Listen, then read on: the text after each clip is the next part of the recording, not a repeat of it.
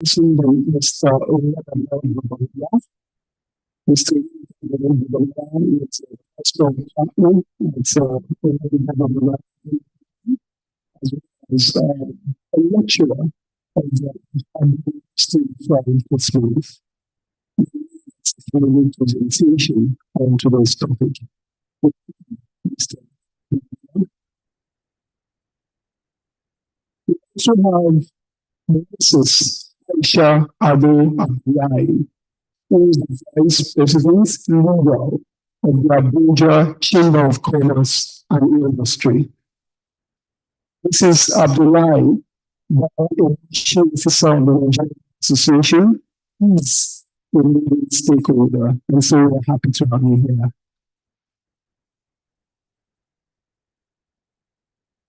And last but not the least, I had to keep in the latest because I want to let you know that even though is the head of enforcement at the Nigerian Data Protection Commission, we should not think we're going to make any enforcement actions after now. We have too many safes in the house, as well as a university lecturer and a national officer of the NPA. It's the enforcement units of the NBC, the data protection regulatory in the country.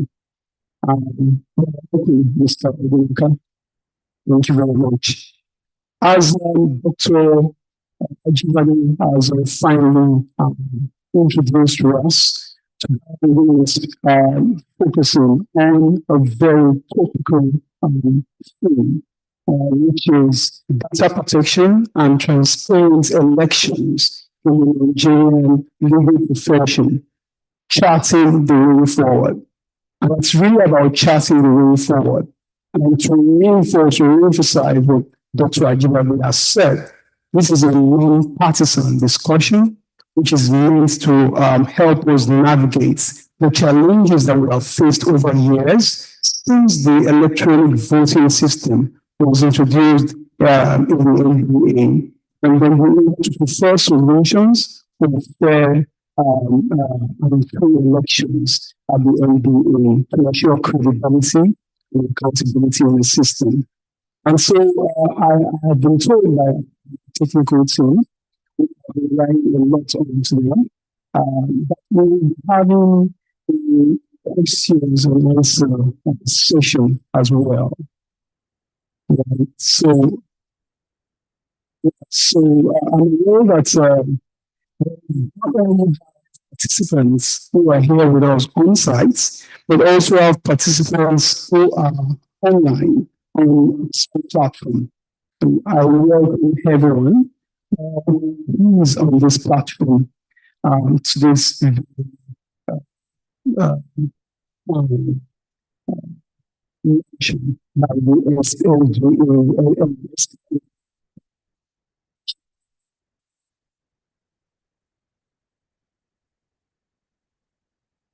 So just some minutes to look at those questions.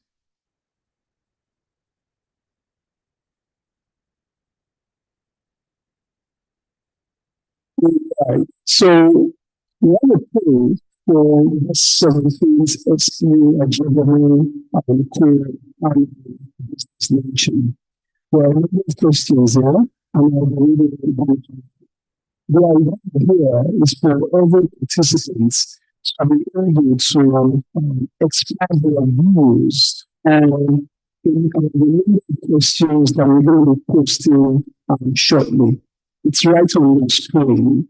The first question is, how confident are you in transparency and credibility of elections for the NBA national offices? This is a single choice question, so we are required to just pick one of the options. Very high, neutral, available. something that every participant actively participates in this poll so that we will rules. Okay. I see the answers are coming in. So interesting what the answers are saw here. So is the transparency and credibility, is the confidence in this high? Okay. What do you have on the screen?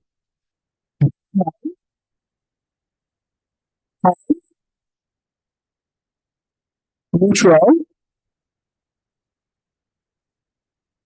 low, or very low?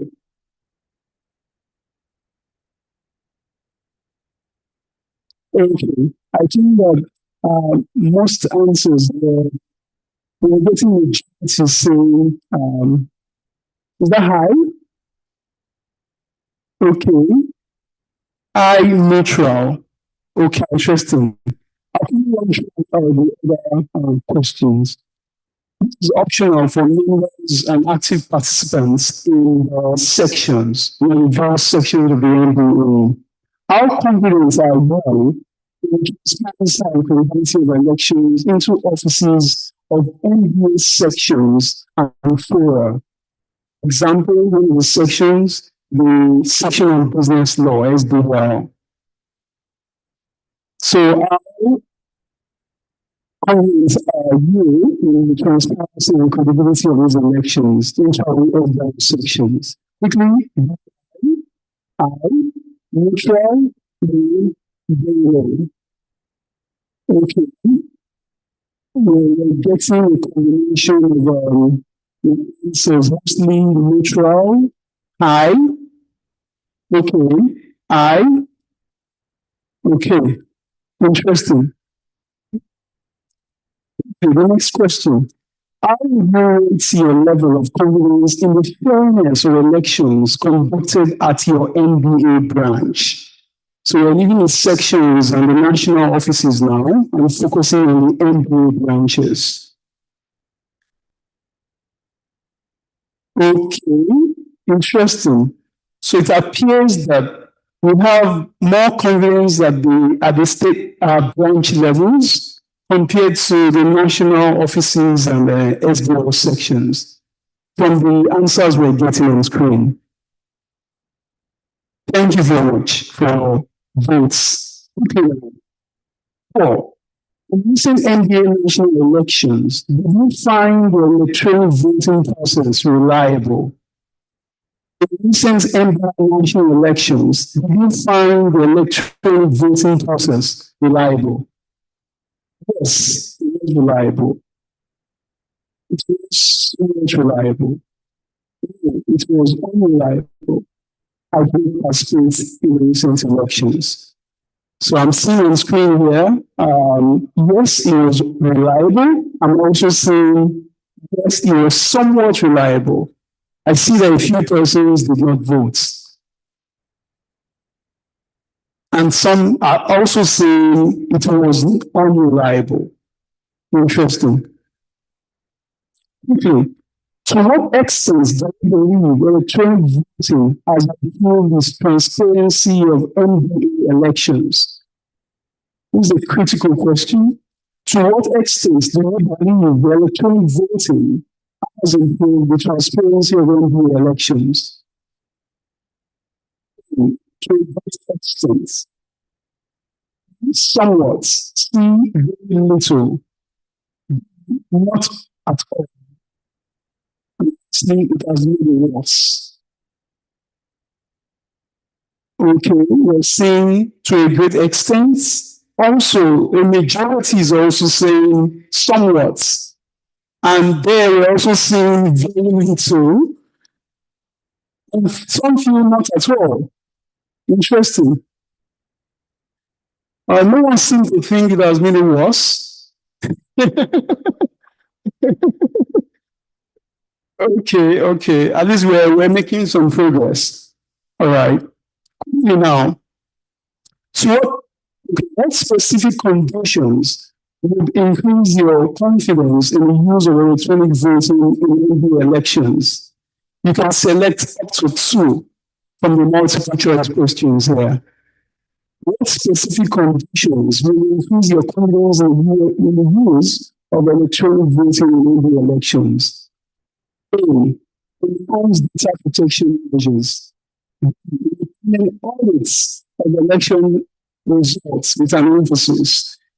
Improve user-friendly voting platform. Increase transparency in vote counting.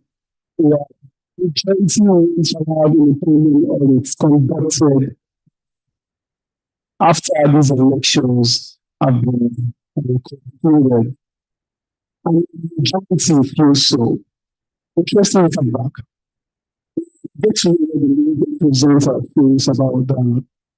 Should independent auditors be allowed to verify NBU election results before they are announced? Before they are announced, should independent auditors be allowed to verify NBU election results before they are announced? The agency says yes, absolutely.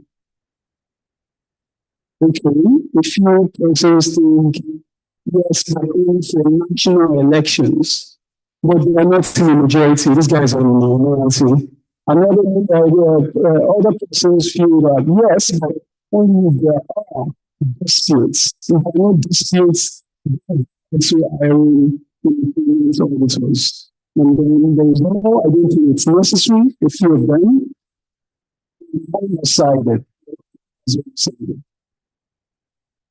That's two questions. And last thing, please. When the auditors are hired, when do you think they should be appointed? Before the process begins, after the process closes, if the dispute arises, or not sure. Okay, majority says before the polls begin, but let's have the auditors hired.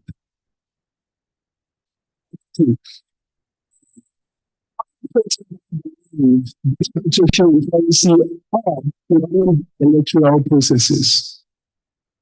Important data protection and policy are in the electoral processes. Extreme importance. That is very loud for the majority.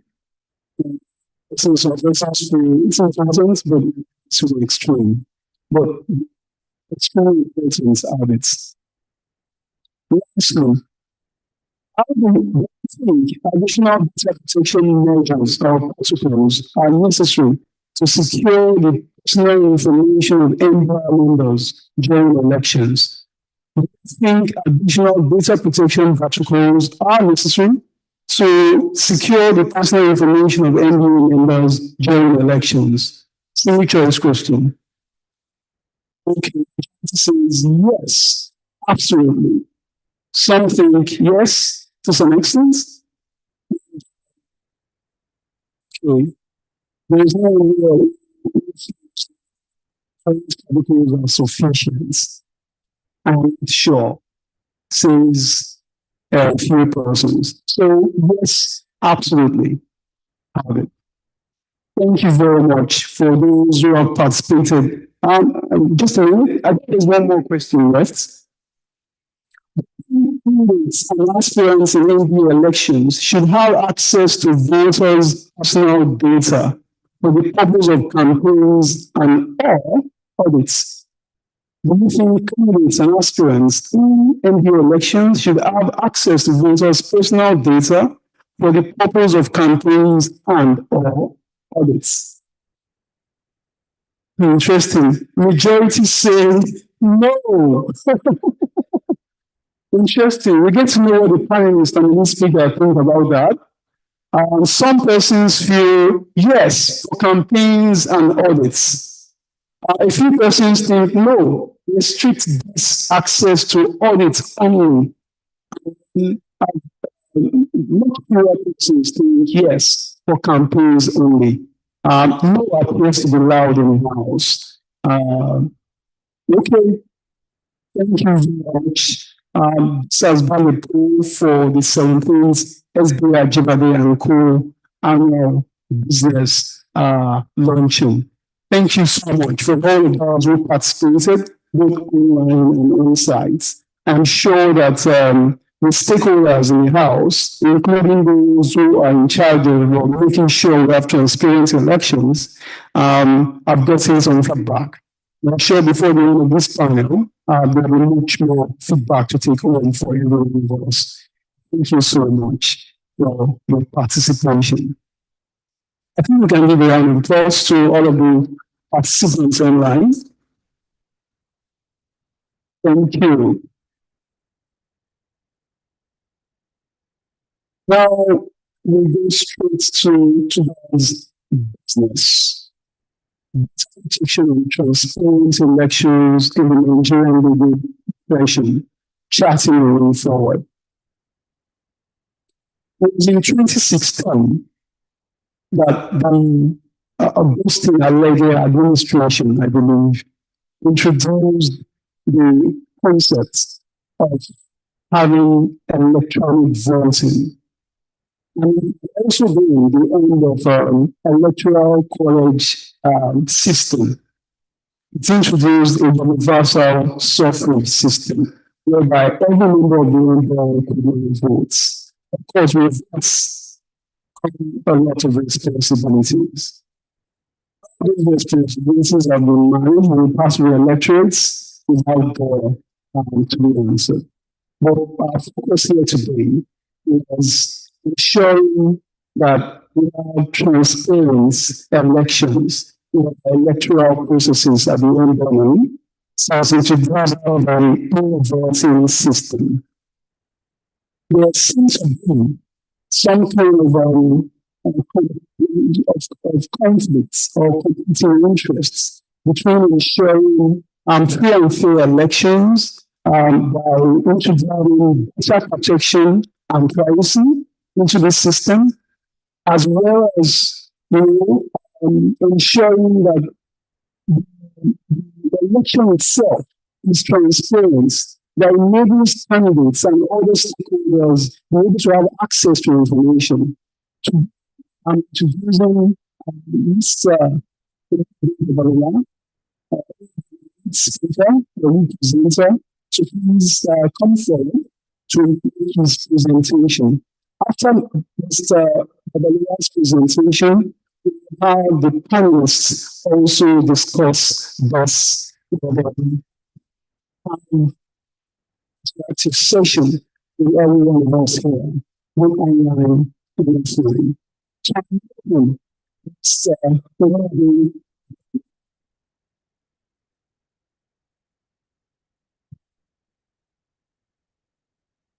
Thank you. Good morning, everyone.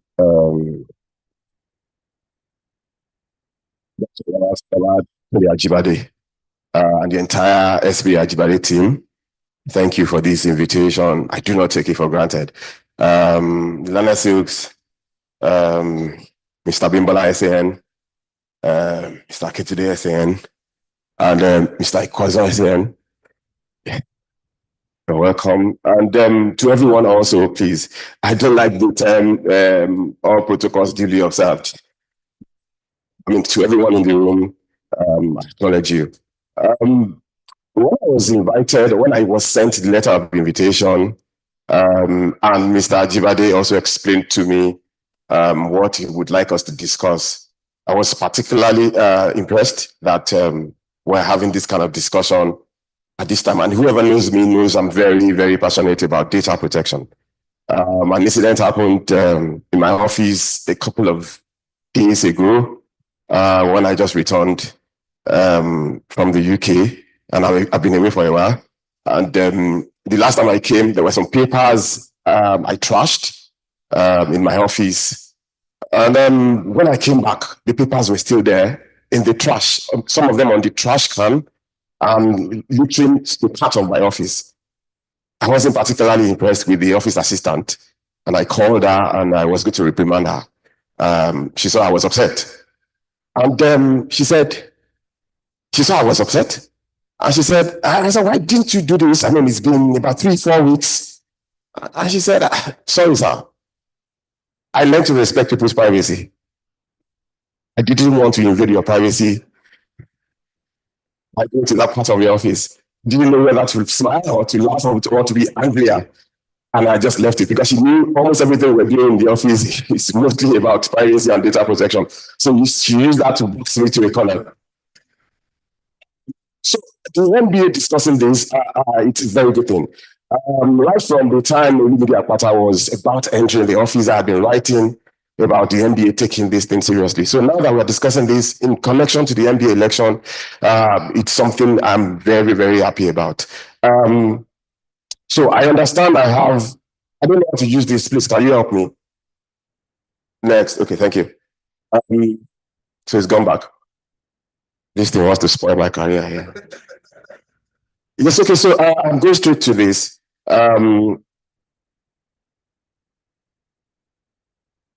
So,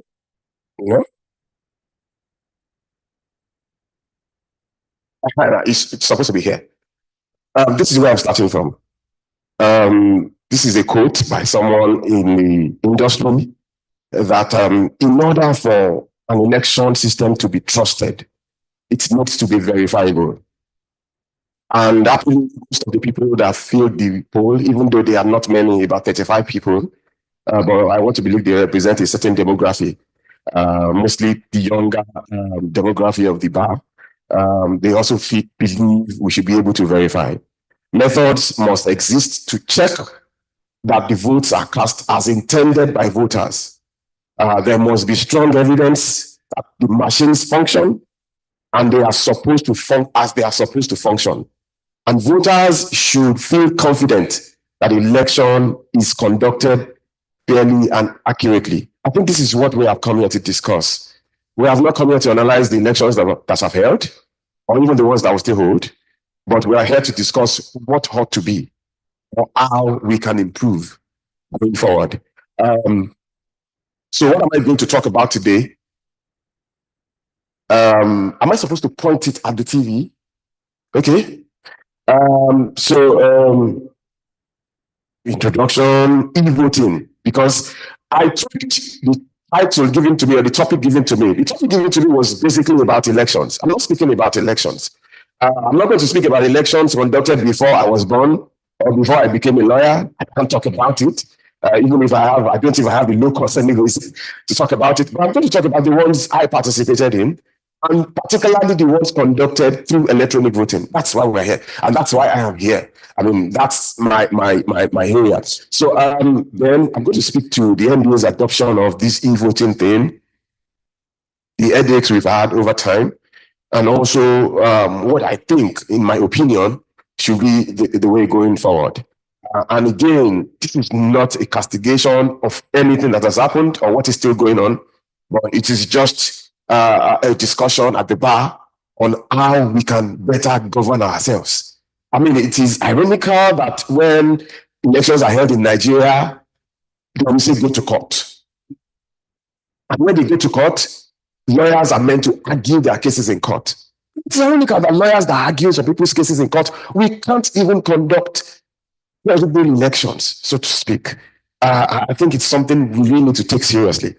Now, data protection became a thing when technology, when we had the technological boom or the technology boom, because most of all these big platforms, they all thrive on data. I used to imagine us writing Google or writing Facebook or writing Twitter or writing WhatsApp that they should quit using our data. They run out of business. Or Tesla, they run out of business. So I mean, the world today, and the biggest companies today, they are the companies that run on data. Amazon, the Amazons of this world, the Metas of this world. So data is more important than we ever thought. Unfortunately, as Africans, even documents speak to the fact that we don't value privacy so much. The African Charter is the biggest international treaty in Africa and has nothing on privacy. Nigeria, not up until 2019, we did not really take data protection seriously, something that has been on since 1970 in Germany. So the technology helped us to begin to think about data in a different way. And happily, NBA has also taken it up. NBA, before now, about 2 years ago, NBA did not even have a privacy policy on their website. I wrote an article. I'm not sure they took it seriously up until maybe last year, before we had a befitting, although it still needs to be tweaked anyways, on the NBA's website. Then the NBA is now having several documents around privacy and cybersecurity. SLP introduced about 2 last year, I think, and issues we are taking it seriously. And also some of these events we have around privacy and data protection. I understand there was a course a course was held last year where lawyers, and also during elections. The crux of the conversation or argument around this election is about privacy. From the umpire's point of view, privacy. From the even the contestants' point of view, they also want data. So everything around this election revolves around privacy and data protection. So we should be more interested than ever. And post-election, even the crisis we have currently, or the dispute we have currently over the election, also revolves around privacy and data protection. Now I'm going to speak very quickly on e-voting and the privacy issues around e-voting. We're all used to the manual way of voting, going to the electoral booth and casting your vote on a paper and folding it and putting it. But now e-voting has introduced a new dimension where you sit in your office, you sit anywhere, and you just cast your vote. It's paperless, and it only relies on digital platforms to function. It is the use of electronic systems or technologies in election to cast and count.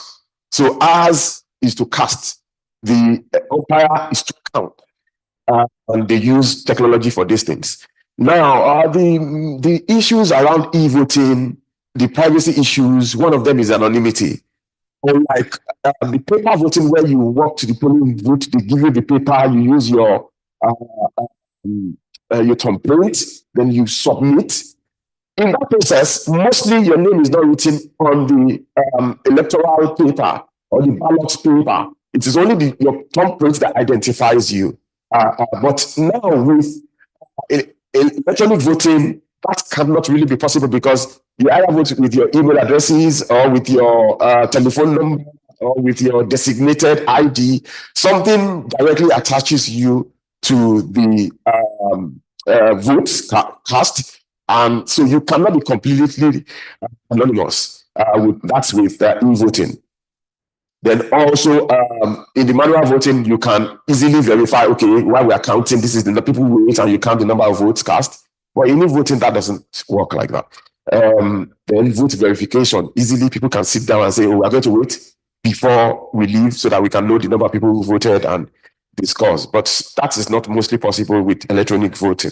Now, the 2 countries that introduced this, Estonia has gone fully paperless with their elections anywhere. And Estonia is also the first country that started these paperless passports. So you don't carry passport in Estonia, you just, I don't know how they do it there. Thank you. The e-voting, the other privacy concerns we have will be freedom to vote and to keep your vote private. Because this voting generates a lot of anonymity. Animosity amongst lawyers now.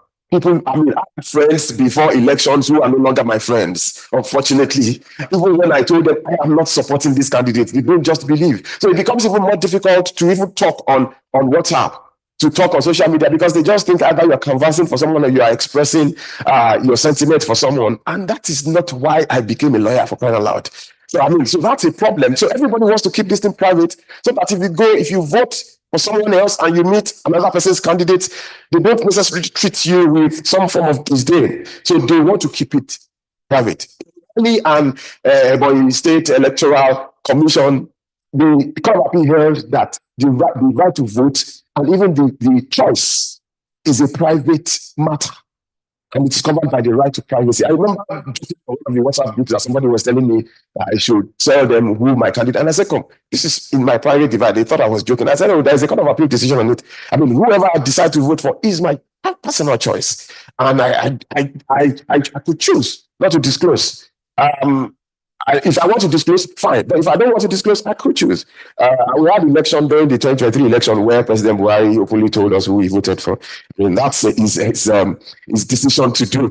Some people cannot afford to do that now, especially the way the country is, because there's even no, there is no, you belong to that you are not in trouble. The way Nigeria is now. If you belong to a certain tribe, you are in trouble. That are already insult for you. I mean, privacy. Voters' choices, they are serious matter that people decide to keep private. So if voters are saying they don't want their data to be exposed, it is very understandable. Now, because of the number of slides I have, some of these things I'll be as fast as possible so that I could maximize the timing. Sorry, it's too tiny, so I can't even see where I'm supposed to be on the 4th slide. The informed consent, no? Sorry, I'm not so used to this. Yes, I'm going back. Yeah, thank you. Now I'm there. So the issues around e-voting is informed consent. Voters, we want to be informed on how these things work. If I ask all of you, or most of you in the room, at the last election, do you really know how our voting process worked, right from registration to how the elections were counted, where your votes, who counted the votes with these technologies? I mean, how was your vote counted? What does it look like? What does the ballot paper look like? Okay, maybe we saw it electronically. After voting, what does it look like? Where does it go to? As we speak, where are our votes? We don't know. I'll speak to that. But these are things that, this is for the reforms, part of the reforms we are talking about. Going forward, there should be some granular explanation, like talking to us like we're a 5-year-old, understanding how this process works, so that we can also say we are part of the system, so that we can as well speak about transparency, knowing what to consent to. So if we are voting, what have we consented to? We have used our email, we have used our telephone numbers, we have used some of, I can't remember all the other data we used. So given those data, what exactly did we consent to? Did we consent to those data not to be used for the election? Did we consent to them to be transferred to another country? Did we consent to them to be kept forever? Did we consent to them to be used to analyze our voting pattern? Let's know exactly what we have consented to. Who has access to it? Are they Nigerians? Are they non-Nigerians? Wow.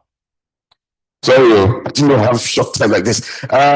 So I have to skip many things. Now let me just go straight to the election itself.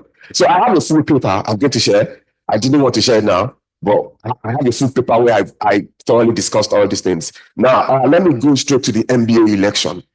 Yes, so 2016 we started, and we had 2018, and now the 2024 election was hosted by election body. I think it's a Canadian platform.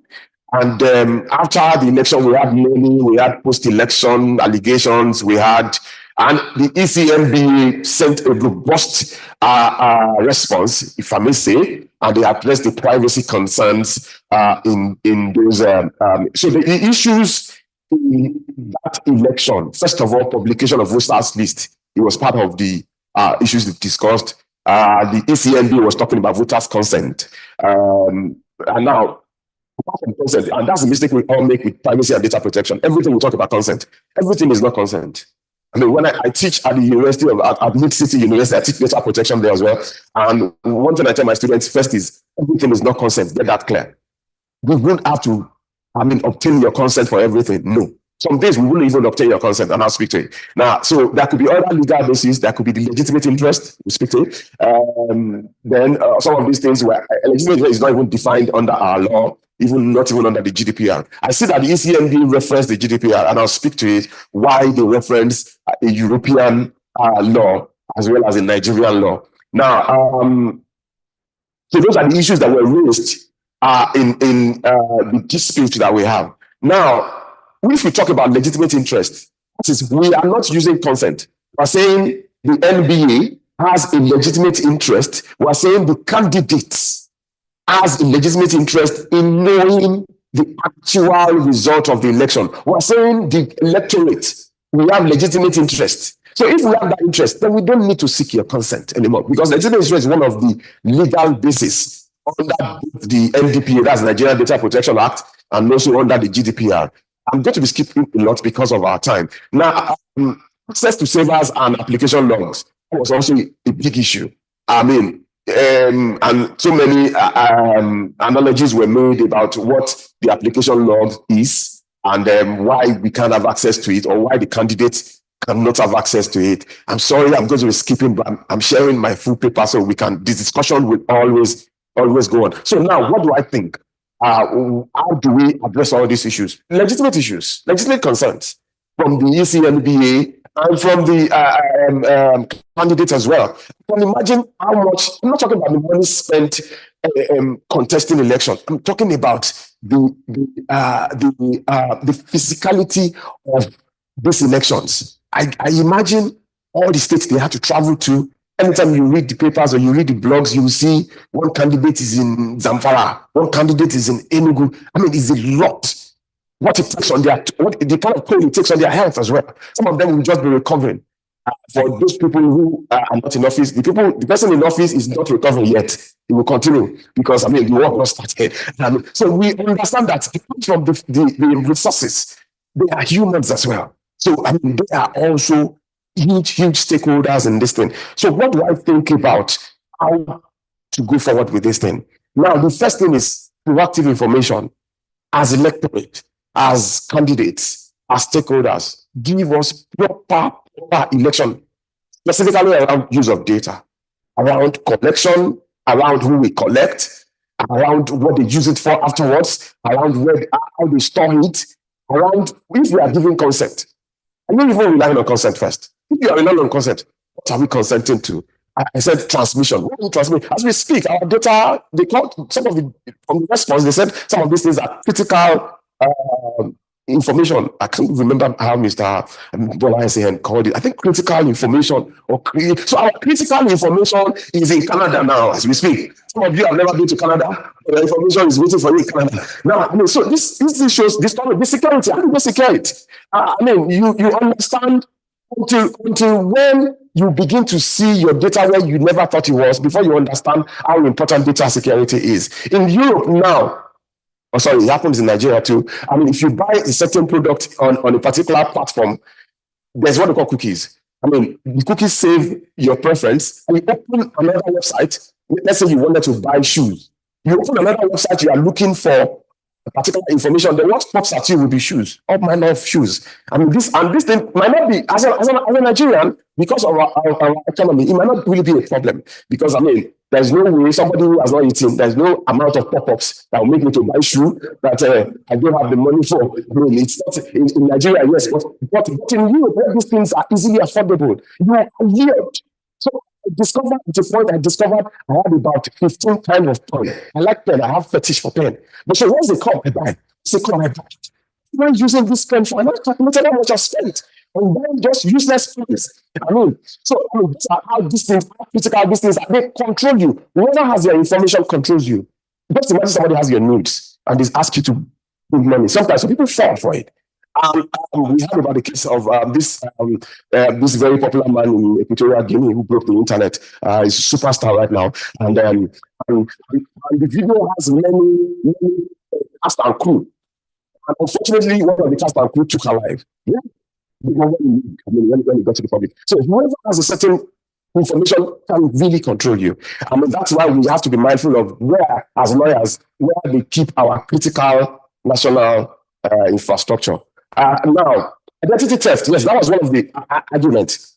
People actually stole other people's identity to vote. And we spoke about double voting. These are the things we need. And the ECNBA, understandably, they wanted to wriggle out of it, and they just gave what I feel is quite simplistic, that it was not an ECNBA's issue, but that of the voter who had compromised his personal data to a proxy at the point of entry. What thing I will tell you even is Nigerian lawyers constantly need education around privacy and data protection. Yes, from my experience, from what I have seen in court, from what I've seen even when I discuss with even senior lawyers. So I mean, it's a new thing.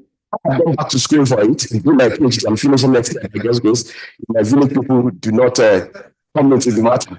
Yeah. So I mean, we all need this education. We all need to constantly educate ourselves. So the ECMBA will not just say it is the voters' problem. No, we have to find a way so that we don't continue to have double voting and identity theft.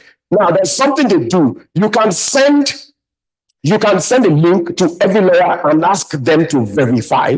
You send that link to them. So if you don't verify, you cannot vote. So the verification from the link will help you ensure that it is the owner of the link who verifies, or whoever verifies is the one that is able to vote. And you have our telephone numbers and our emails. So as well as using the emails, you can as well use the telephone numbers. Now, accuracy of data is the responsibility of the data controller. And in this case, MBA is the data controller. MBA must ensure that it is only lawyers who vote.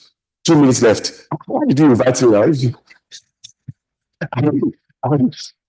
Because these are issues we discuss so access to electronic transactions. This is critical, and I must tell you, yes, from what I see it, candidates have the right to access. I'm not talking about before elections. I'm talking about after elections now. They have the legitimate interest to access votes. Because we are talking about transparency, you need to know who voted and who didn't vote. You need to know who they voted for and who they did not vote for. Now, this is not what we're talking about consent. Once a voter casts his vote, that's it. But for the beneficiary of the vote, that's the candidate, they must have access to it, and the law supports it. And election, they admitted that they favor election audits, that they allow election audits. So if they admitted that in their privacy policy, they can't come and do some assault on us by saying no, they cannot give access to candidates. And I cited the provision of the law. So let's say the electorate are talking about privacy. Section 45 of the Constitution, it talks about derogation of privacy in the interest of morality, public order, public safety, and what have you. Thank God the lawyers were not fighting over election yet, but we will get to that place where we will go a fisticuff election. So if the NBA Constitution also provides for access, I cited that provision. Thank you, I'm there. Now, the second schedule, part 2, paragraph 8C of the Constitution of the Nigerian Bar Association 2021 says that the ECMBA shall display openness. First of all, you need to be open to all of us. Then transparency in all its activities and its relationship with members. Look at it. I did not draft this thing. They drafted it, particularly the candidate for the election.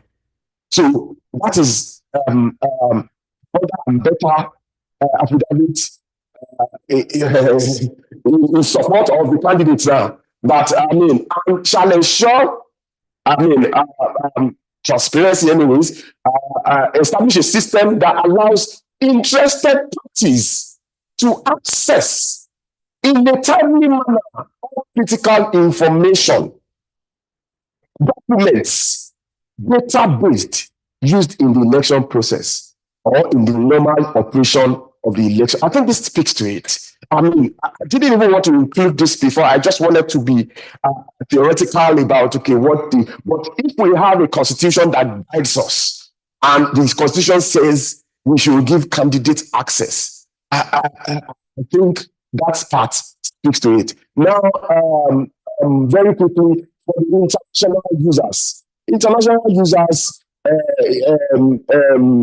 election body says they protect. There's what we call pseudonymization and anonymization in data protection. You will see the data, you won't even identify the owner of it. So they are not impacted by access. There's a way they can mask this data that whoever has access to it will not see it. Now, I cited a case, 2 cases, one foreign case and one local case. One foreign case was where somebody did exams. Examination is your personal data. Durant case, I'm trying to go back there, but Durant's case, yeah, this is it. Yeah, Michael Durant, he did exams and he failed, and he said no, he wanted to have access to it, and he wanted to have access to the result of the, and they said, oh no, it was somebody else's personal data, and the court said, actually, if it's somebody else's personal data, you can actually redact it. Yes, so my time is up. Now, let me quickly go to. So, this is a National Industrial Court decision I did. We applied to the court that they should allow us to redact a document so that the identity of the owner will not be exposed, because the owner is the current employee of the company we want to use it against. So, if we expose his data, they will sack him. It's very clear. So, we made the application and the court allowed us. And lastly, this is a decision of the Supreme Court, on Section 45.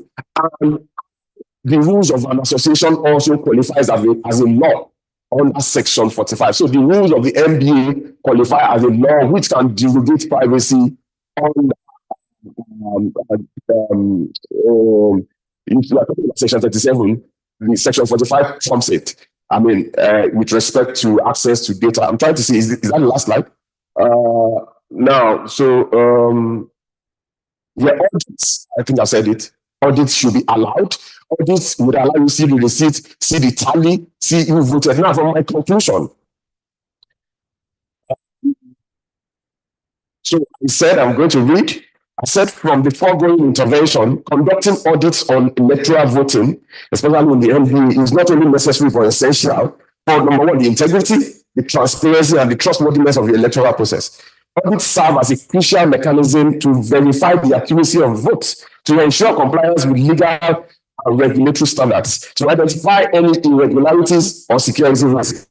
Moreover, the credibility of NBA elections hinges on its members' confidence in the electoral process. Regular audits can help reassure stakeholders, including voters, political parties, and candidates, and the voting system operates as intended, free from manipulation or technical failures. Systemically accessing the security, functionality, and overall accuracy of the systems, audits can enhance accountability and contribute to a more robust democratic system, especially in the NBA. Then, in summary, the implementation of the comprehensive audit is vital, not only for safeguarding electoral integrity, but also for fostering the NBA members' trust in the democratic process. So I say we must ensure that our votes count. Thank you very much for the invitation. Thank you very much, Mr. Babalola. If you are concerned or have fears that your village people will not allow you to finish your first day, I am at least very grateful that you have allowed that one this one successfully. Yes, we should pray that the other one will allow you as well. Thank you so much. I'm going to applause for Mr. Babalola. We have listened or heard what points Mr. Babalola has made regarding ensuring transparency in NBA elections. You said a lot about privacy and transparency, and we want to balance it in a manner that ensures the credibility of the system, and as well give the candidates enough room to have access to certain documents or electronic platforms that validate the push their interest legitimately. Thanks again. Without wasting much time, I will quickly going to get the panelist intervention. I'm sure that each member of the panel has opinions and unique perspectives regarding what the lead presenter has presented today, as well as the general theme of this program. Without wasting much time, I'll go straight to one of the learning series here present, Mr. Luncheon Ajibade, who I introduced as the parents chair of the electoral committee of the Nigerian Association. Since the introduction of the electronic system in the NBA since 2016, we have had recurring issues bordering on challenges faced by all stakeholders regarding the credibility of these elections. What is your opinion regarding the measures that could be taken to eliminate these recurring issues and challenges from your perspective? Thank you, Senator. Good afternoon now. Good afternoon, everyone, and It's a pleasure to be part of this conversation. And I thank our lead presenter, Mr. Olumide Babalola, for a very illuminating discussion. Let me just backtrack a bit about some of the instruments that at least govern our elections, some of which Mr. Babalola has also mentioned. We're operating an NBA constitution that was passed in 2015, amended in 2021. And so that speaks to the fact straight away that all that was contained in that constitution was done without the benefit of the NDPA, which was not in existence until 2023. And so you can understand why the NBA constitution is behind the Data Protection Act itself. And so when we read the provisions of Data Protection Act, the NBA constitution is running to try and catch up with it. And I'm sure in the process of amendment, the constitution will eventually come up to the level of the expectations that the NDPA requires. Of course, in the same NBA constitution, we have provisions in the part 2 of it that obligates the ECMBA to comply, one, with the rule of law, and secondly, with existing laws at the time of application. So clearly we become bound by the NDPA once it came into force. I agree absolutely with the topic of conversation that except we have increasing transparency, we will always have those disputes going on. However, in achieving increasing transparency, what exactly are we to do as either ECMBA or even individually as lawyers? You will appreciate the fact that in the Nigerian system, whether political, economic, or otherwise, we have a trust deficiency. We hardly believe anything government says, or institutions say, or individuals say. Even when you see some facts plainly right staring at you in the face, you will imagine there must be alternative facts somewhere. And so to that extent, except we ourselves choose to believe in the process and the people that operate any system, we will always have those trust deficiencies. We were having a conversation earlier in the morning about which is more important, the process or the people. Both are important. In other words, we must have credible people operating the system, and you must also have credible processes that guarantees the belief of users in that system. And so a couple of issues I would want to speak to with respect to the lead presentation. Privacy is very critical, particularly in these environments. And so the provision of part 2 of the NBA Constitution, which says that in a transparent and timely manner, information be made available, was important to the ECMBA, and I'm sure to even successive ECMBAs. That's why even till today, as we speak here, the platform, the ecmba.org platform, is still operational. Every notice ever issued by the ECMBA from day one till final results are there. The reports presented, the voters list that we use for that election is still there in the manner in which we had presented it. The audit report conducted is also there, so that information is, as when those were published and announced and put out there. All the candidates pre-election, we had engagement, all the processes to be adopted were fully circulated. So I agree with Mr. Babalola that at a granular level, that engagement needs to be ongoing, and it was. I can speak to our own election in terms of the one we midwifed, that in terms of discussing with either candidates or electorate, we had all of those, and we even had animated videos that simplify the process, what you do, what you get, why you're getting this, the codes that you work with, everything there. Even when we had challenges with people's emails or telephone numbers, we announced it. Those that were going to disqualify from voting, we announced it that, look, two people can't be sharing the same telephone number or email address. And we cannot be in the position to say it belongs to Mr. A or Mr. B. So it is only that which is unique to you. If the email is unique to you, then you'll get your voter credentials by that email. But if you're sharing a phone number, you won't get anything through that phone number. So with all of that were put ahead. And that's, I think, is one of the things that help to boost that transparency so that we all can be sure of the process that we are going to be a part of. And so if we have that assurance of the process, I think increasingly we will get to the point where users, whether candidates or voters will begin to have confidence in every process with every election cycle. It is still work in progress because we must unlearn, we must unteach, and we must begin to believe in a system that works as it begins to work.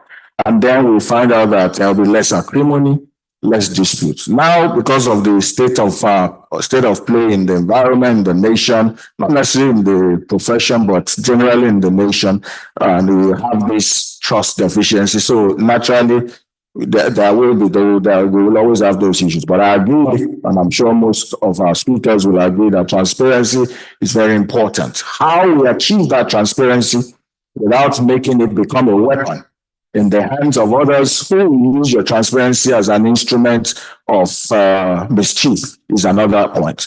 And so that was what informed how we published the voters list. The voters list contains email, phone numbers, and all of that. I wanted people to verify that your email is correct, your phone number is correct.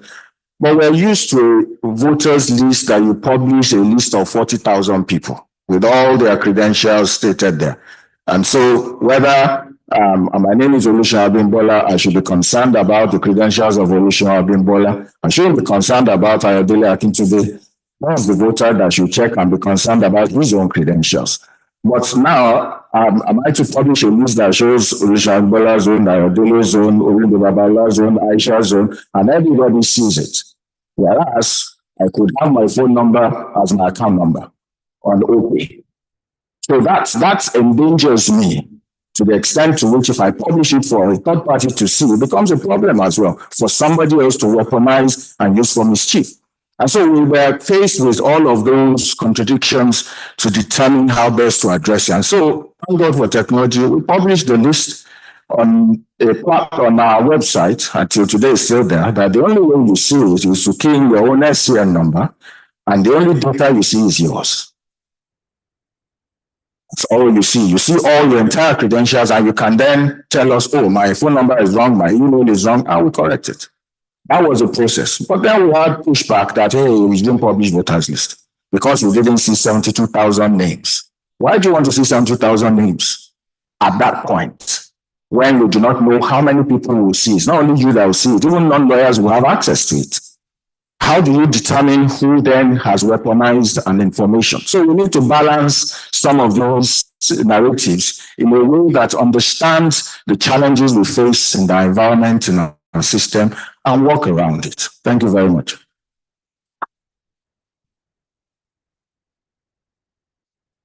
Thank you very much, Silk. From what the Silk has said, it is very apparent that he has enforced the importance of balancing transparency with access, ensuring the credibility of the system itself, which of course will lead to an interesting conversation until we go to our other little seat in the house, Mr. Akintunde SAN. Right. Mr. Akintunde has experience not just at the national level, but also at the Lagos level when it comes to conducting elections in the way.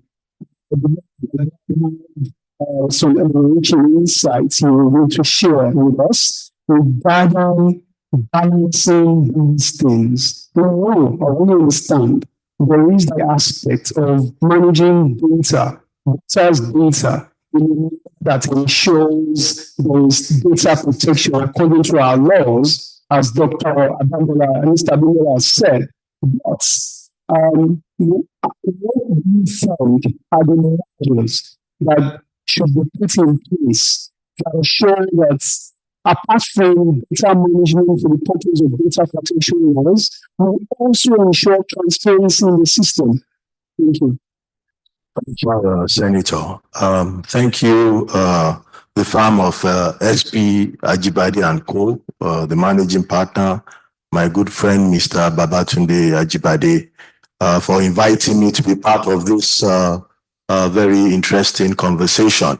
I would also like to thank Mr. Olumide Babalola for setting the stage for this discussion.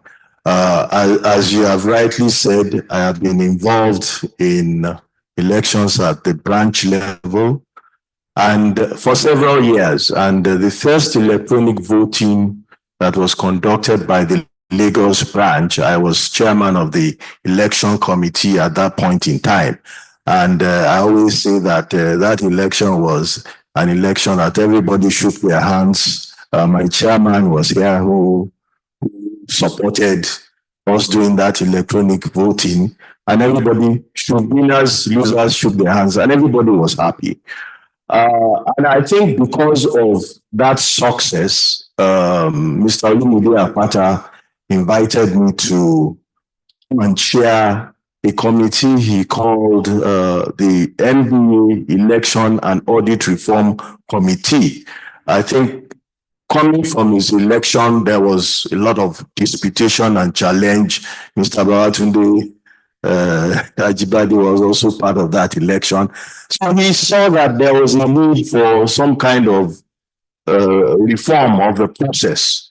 And we sat in that committee, I chaired it, and we reviewed the elections from 2016, when electronic voting started, 2018 and 2020.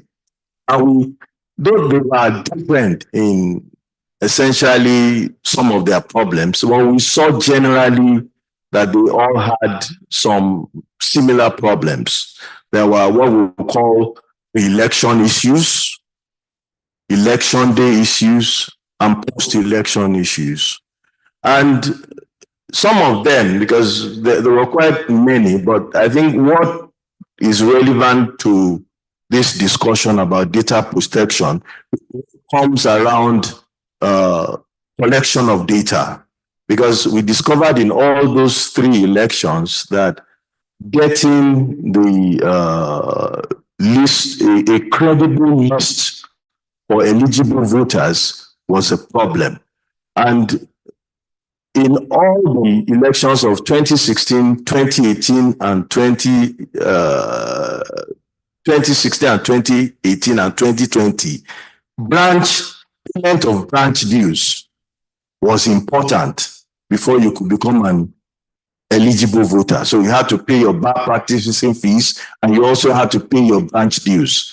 So I think that because of the cumbersomeness of verifying of branch dues, because of the lack of records from the branches, in the next election, based on some of our recommendations, they removed the issue of branch dues and left it as just bar practicing fees, to now have a cleaner process for determining the eligibility of voters. So you will now find that in the 2022 elections, it was only bar practicing fees that you needed to become eligible to vote.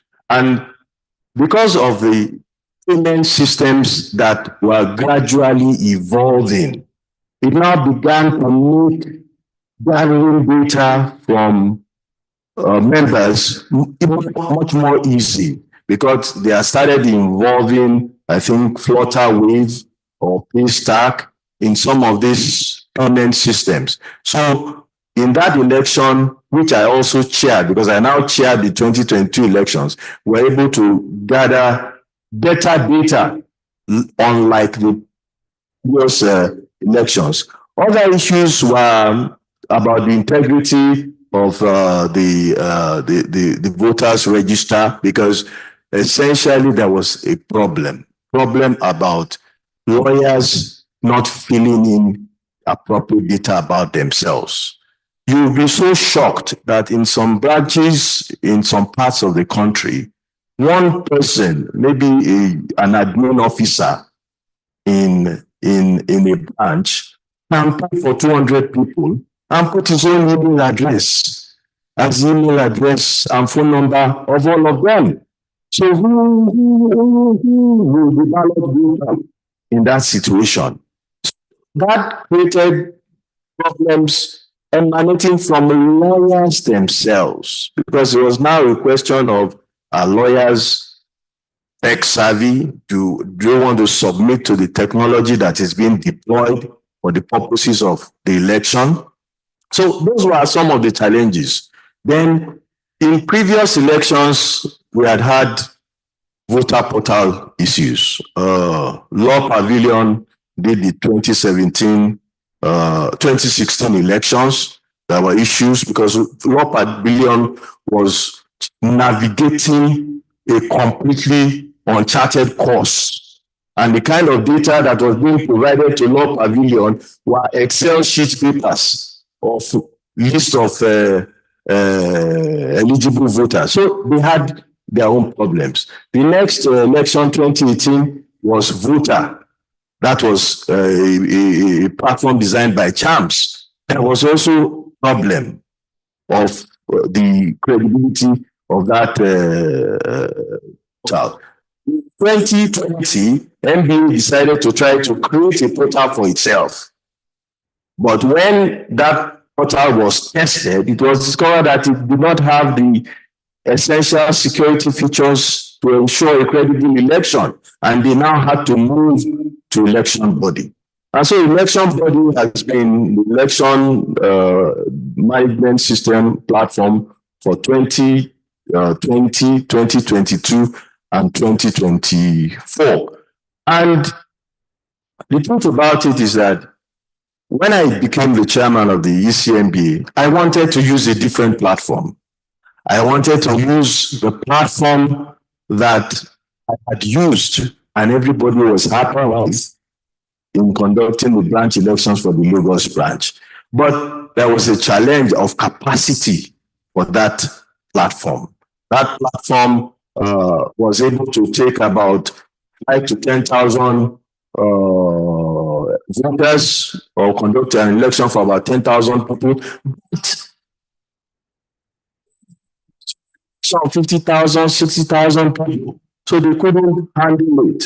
So we now had to, after looking around for other platforms, we discovered that election bodies still provided the most secure platform that could be used for the purposes. So apart from the election issues, we have the election day issues, which is whether people are complaining about they are not getting the ballot, or maybe the email system is not working well and things like that. Then the final is the post-election.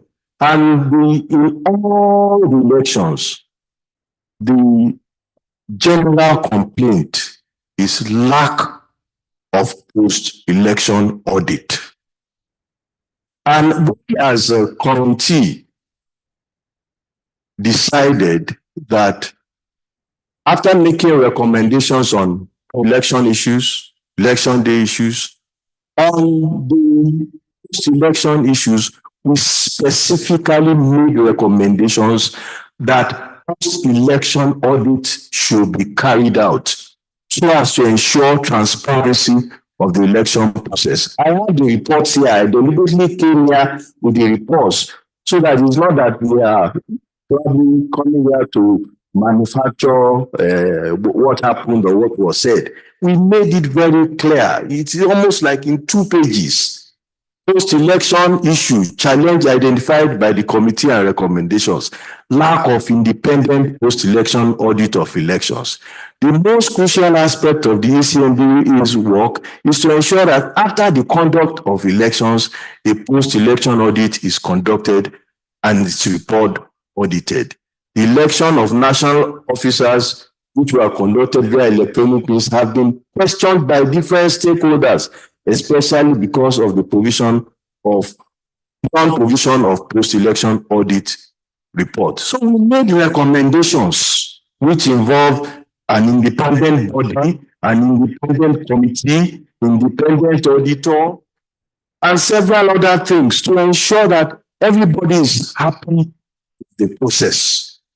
You can look at the process, because I remember even in the recommendations, we were talking about how the voter himself, the process must be available to the voter himself to be able to drill down as to how his vote was recorded. And we try to also highlight that it's important that Mr. Ajibade, I've just seen time up. But essentially, this recommendation was made for post-election audits. When we conducted our election in 2022, when you look at the recommendations too, I brought our report, and Mrs. Abdullah is here. I brought our report. We also said that a post-election audit report should be allowed or accessible so that people are confident about the process and is transparent. Essentially, I want people to know that at least when people try to head bodies like this and members of the committee, they don't have any skin in the game. All they want to ensure is that the process is credible, fair, trustworthy to everybody. But it's also important to respect privacy rights, because when we talk about elections, there are 2 critical issues: trusting the process and the anonymity of the votes of the voter. Because when you do secret ballot says, oh, I'm voting. You don't have to know who I'm voting for. It's not like we are standing before one star. Everybody that is voting for the person queue here. We're talking about, it's not open ballot, it is secret ballot. So the anonymity of the voter, even in e-voting, should also be respected. His privacy rights should be respected. I will be shocked that many people, even if you ask them, just like we saw from the survey, if you ask them, do you want my record of my voting to determine for another purpose? Many will say no. They don't even want you to come and start inundating them with calls when it comes to campaigning or sending text messages to them. They want their privacy rights respected. But like you are saying, the overall process should allow for some kind of independent audit to ensure that it is not ECM, it's not an ECMD audit.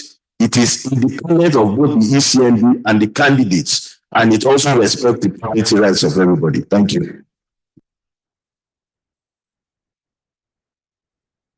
Thank you very much. Thank you very much, Mr. SAM, for that brilliant submission.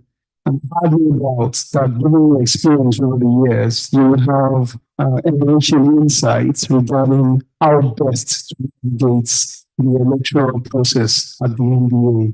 Thank you again. We have a person here, earlier introduced as the boss when it comes to enforcement at the Nigerian Data Protection Commission. Now, Mr. Odinka, you have listened to what the lead speaker said as presenting here, as well as what the panelists have also said regarding privacy parts as well as transparency on the other parts.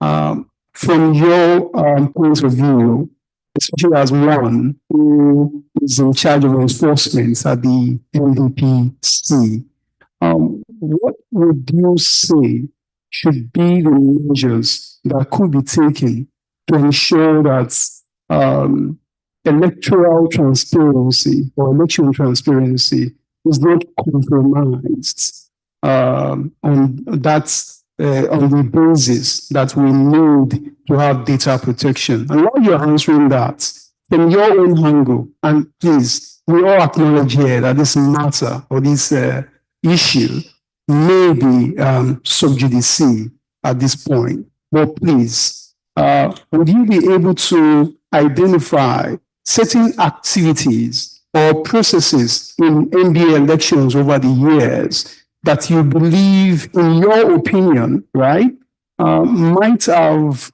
violated or potentially violates, right, some of these data protection regulations in the country? And how best should the NBA and individual members approach it from a solution perspective? Thank you. Thank you, Mr. Ajibade, for the opportunity. I also thank the Learned Silk and then the presenter, Mr. Olumide Babalola, who is our friend at the NDPC. I know he understands what I mean. Yeah. So it is clear the Nigerian Data Protection Act is an existing law which governs data protection in Nigeria. And talking about NBA and the elections, they are not exempted from the application of the Act. Section 24 of the Nigerian Data Protection Act listed the activities, processes that must be followed as regarding processing of personal data. And then when we talk about elections, we're talking about individuals going to ballots. And in the space of the Nigerian Bar Association, should be lawyers voting. And one important thing about this voting process is that the individual's personal identity somehow is captured in the course of this voting. One of the rules under that section 24(1) of the Nigerian Data Protection Act is that there must be a transparent and lawful process. You must have that in place. And people actually get agitated or electoral processes when they don't trust the system. That's just the truth. And from the experience, one thing I mentioned, I had a conversation with one of my colleagues about unsolicited phone calls during, like, that's pre-election time. You see a lot of people calling you from nowhere, and then they are telling you a particular person don't want you to vote for. And then you're wondering, how did you get my phone number? How? Interestingly, I'm seeing two, let me say, one of the, let me say, sorry, who contested in the last elections. Okay, two. Sorry, sir. I'm identifying. So I'm seeing them in person for the first time. But because I have this thing at the back of my head from colleagues saying, vote this person, and they are sending you pictures and all of that, that's why I'm able to identify them in person. Yeah, so this now boils down to access control. How did they get my phone number? And just like yourself, who participated in the election, how was your phone number gotten? And that would affect the integrity of whoever that is handling that database. And to kind of make this thing, put it in proper perspective, during Mr. Lumide's lecture, he mentioned something. He said legitimate interest does not, he said you do not need consent where there is legitimate interest. I want to differ a little. And I want to differ on the basis of the provisions of the Nigerian Data Protection Act, especially Section 25(2). I want to just, in a short time, just show it. Interest in personal data processing shall not be legitimate for the purpose of subsection 1BV. They override the fundamental rights, freedom, and interests of data subjects. B, where they are incompatible with other lawful bases of processing under subsection 1B I to IVA, then the data subject would not have a reasonable expectation that the personal data will be processed in the manner envisaged. So one thing about privacy, we talk about privacy every now and then. It's not like the law is set out to stifle processes. No. Section 25 of the Nigerian Data Protection Act has set out legal basis for processing this data. So there may be situations where there will be a bypass to that your privacy. And these things are contained in Section 25 of our laws. And one of the basis, yes, there's the issue of consent. You can that, but the thing is this: none of the provisions as legal basis overrides the other. So you have issue of consent, you have legitimate interests, you have legal obligation. In the process as an NCBA, there are certain powers that has been placed on you where you can actually guide and protect people's data, or actually do certain things just to ensure transparency in the NBA elections. And one of the things I have discovered about this election thing is this: prior to conducting that election, there are things that give confidence in the people. And you expect that everybody should at least carry out a DPIA. DPIA is Data Protection Impact Assessment. Section 28 of the Nigerian Data Protection Act makes provision for that, that where the processing activities would likely create a risk or something, that they should conduct or carry out a DPIA. So that data protection impact assessment will be able to address the concerns of the people. Yes, we talk about electronic voting. What kind of voting, what kind of technology is in place? Is it something that can easily be compromised? How do you deploy this technology? These are things that we should pay attention to if we want to have a transparent election. I looked at the NBA website a couple of days to see what it looks like. And then I found out that one of the requirements of the law, Section 27(3) of the NDPA, requires that you should have a privacy policy. So someone visiting your site, for instance, should know what and what you take or how you collect data, and what kind of data you keep and how long you keep it. These things are supposed to be contained in your privacy policy. Unfortunately, yes, they have a privacy policy, but it's not in compliance with the Nigerian Data Protection Act. We have listed how we want and the things we want the privacy policy. Well, unfortunately, that is not there. I also looked at the ENCBA website as well. That one is even non-existent. I think Lagos, they've been frontline lawyers in Nigeria. They like to show themselves. I looked at audits. Lagos State is the only Nigerian Bar Association branch that is registered as data controller with the commission. And it's something that they should be applauded for. And why do I ask for this? This is how you become accountable. There's someone who oversees your data protection activities, which is actually the main cause. These disputes are in this regard. Now that we've gone fully technological on our election process. So I looked at the cookie policies. The cookie policies, like Mr. Lumide mentioned earlier, tells you what kind of data that is collected and for what purpose and all.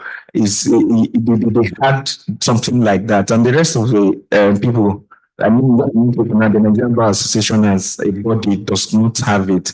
And it's something that will put a question to our seriousness to this embracing this data protection. I have also taken time to look through processing activities during the election itself. A lot of people complained about downtime in the election process and all of that. Above these things now, we're talking about post-election. These things should be taken care of through audits. When you have the process audited, you can identify what problem, like what kind of issue, what kind of solution do we need to deploy and all of that. I also want to say that data protection does not stifle progress of activities. We should not see it from that angle. So the provisions of this act is still subject to the overriding fundamental rights that is enshrined in the Constitution, I guess. So what we do, this our act is subject to it. Now, let's listen to Leonard Six say that you cannot publish people's information. You cannot just publish people's information because someone is maybe making a demand for a list of voters, and there are organizational or technical measures that can be taken to kind of do some sort of pseudonymization on this information. It's lack of it. The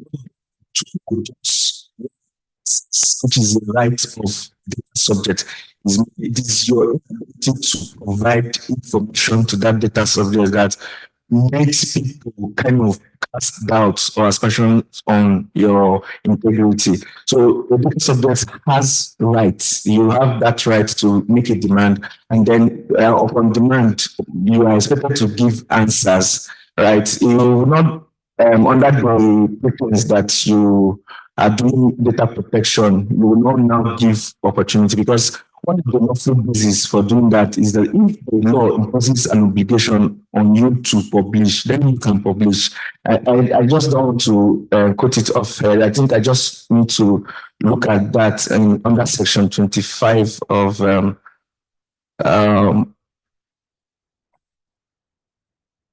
under section 25 of our laws, if there's a legal basis for you to do so, these are the bases, right? If there is a compliance with a legal obligation to which the data controller, which is the Nigerian Bar Association now, which data controller or data processor is subject, then you can on this basis provide the information that they are seeking without necessarily saying that that you are trying to protect people's privacy. Then there's also for the performance of a task carried out in public interest on the exercise of official authority vested in that data controller or data processor, which is in this case the yes. So it is an authority that you have. Is that you shouldn't do this. But for the purpose of this, somebody who is interested, the candidates are data subjects, the voters are also data subjects. So in whatever capacity that data subjects are demanding that they want to see this, now the law is able to make provision for that. I think I would kind of cap it this way. I would suggest that during next elections, the Nigerian Data Protection Commission can be invited. Then we can be invited to observe the activities. We can look at the deployment of the technology in place, and that is also responsible for technology in Nigeria. You can as well extend hands to them as well to look at the kind of technology in place for this election, since we have fully gone technological on this. That would be my humble submission at this point. Thank you. Thank you very much, Mr. Hodinaka, from the Experience Units of the NDPC. We were discussing these issues, and particularly at our general part, you pulled out or identified certain processes or steps or acts that the NBA might have involved itself in the past, recent past, which may stating that the NBA might have violated the right? I started getting a little bit worried first of all, I had to look straight at the table if you had enough water, so that we will be sure that take some action against some of us here, having identified some of the things we might have been involved in. So please, the tea break on the table, I'm sure that is moving after you leave. Thank you. Thank you. Political issues there, really. I love emphasis your past on provisions of the Drug Data Protection Act. Mr.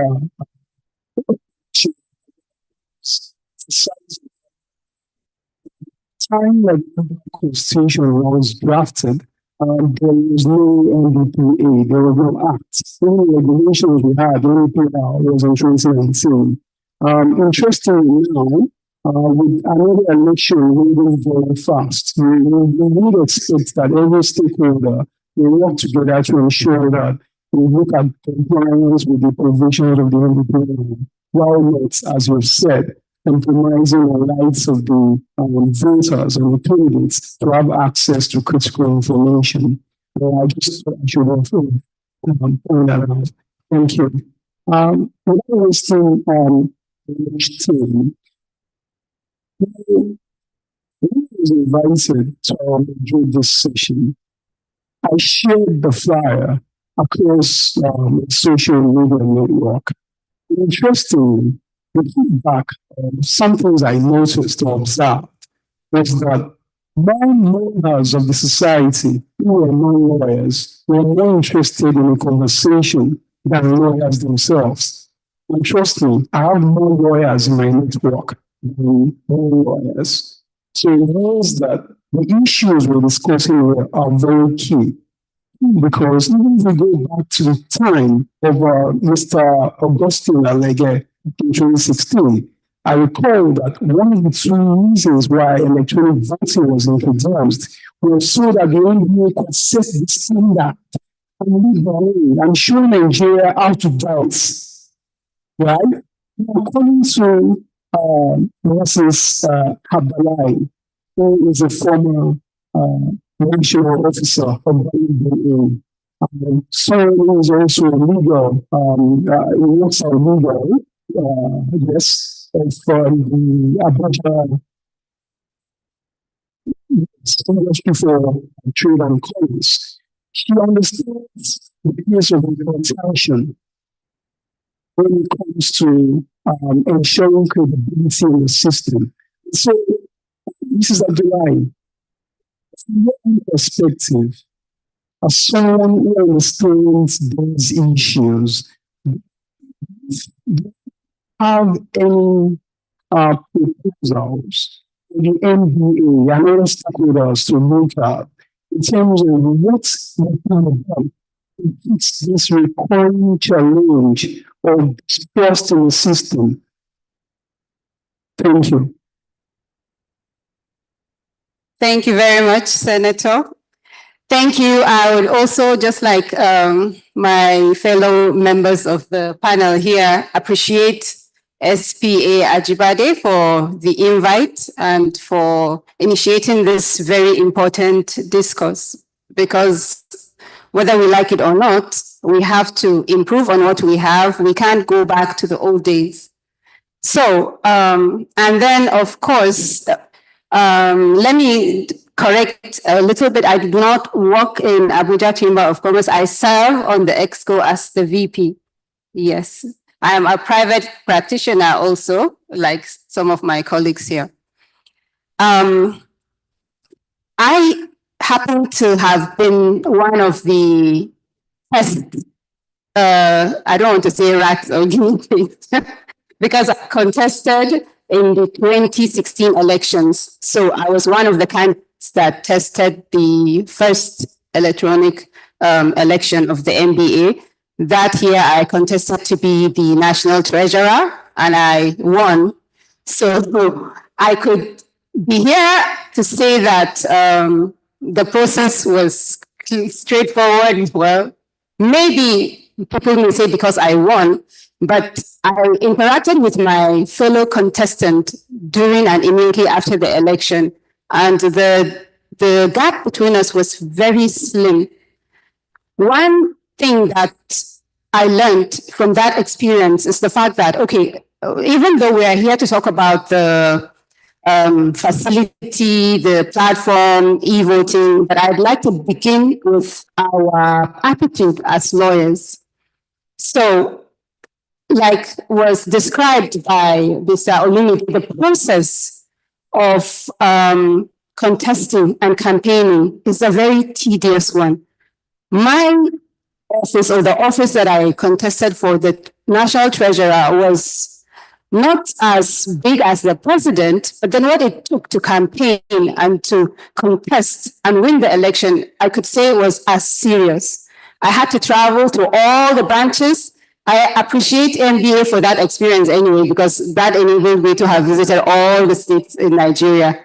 Then you can imagine, as a younger lawyer with less resources, even though I had to also rely on one of the contestants at that time that was contesting for the presidential seat. So, but then it took a lot out of me. And that was the difference between me and my fellow contestant at that time. She was a member of, well, she practiced in Lagos, and she was a member of the Eastern Bar Forum.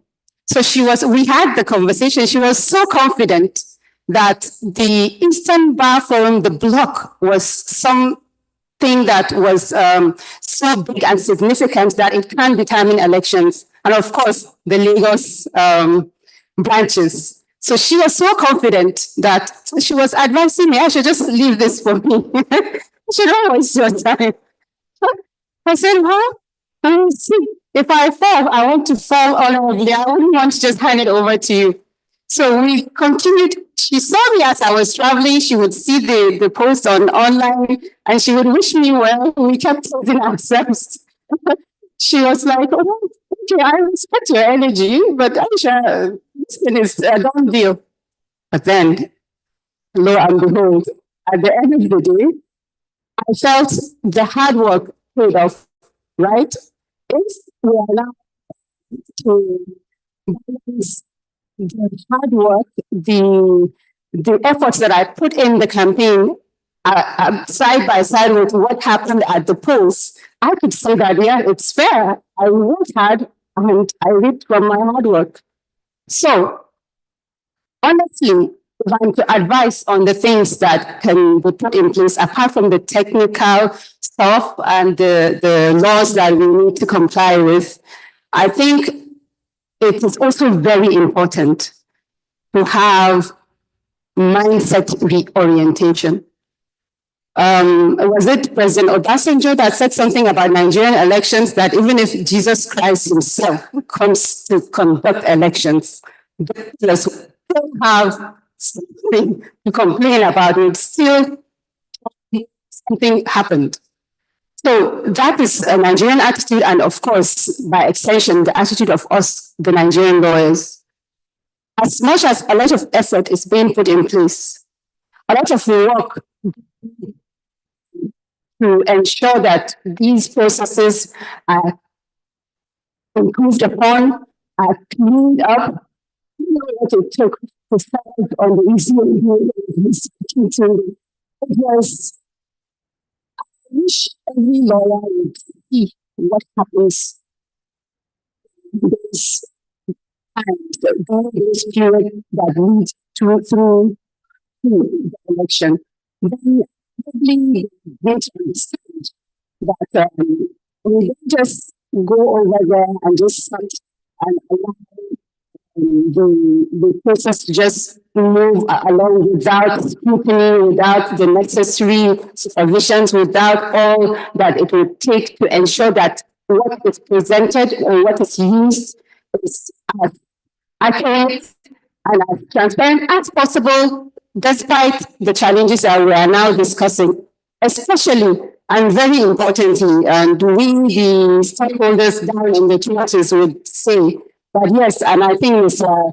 Olu mentioned earlier that if it is displayed somewhere that Aisha voted Mr. Okuazom as against Mr. Kebena, and it's a very good friends or me being very much acquainted with them in a very good way, that could create some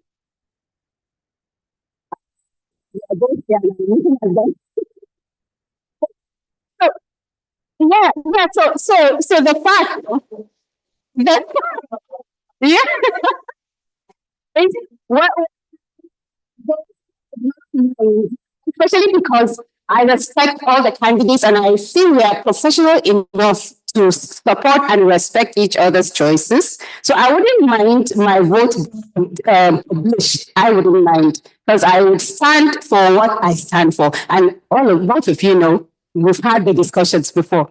So I wouldn't mind. But then, of course, the reality is that it's not the same out there. We have lawyers that he alluded to the fact that some of the people that used to be his friends are no longer his friends just because of the difference in opinion politically. So I would suggest that we should begin to have conversations, have measures that would change our attitudes, would make us to understand that we have to do this. This politics, the leadership must go through these processes. And we have to understand that we should have the ability, the freedom to choose what we want, to choose the cause that we feel best reflect our values. We should be free. We should be able to do that without any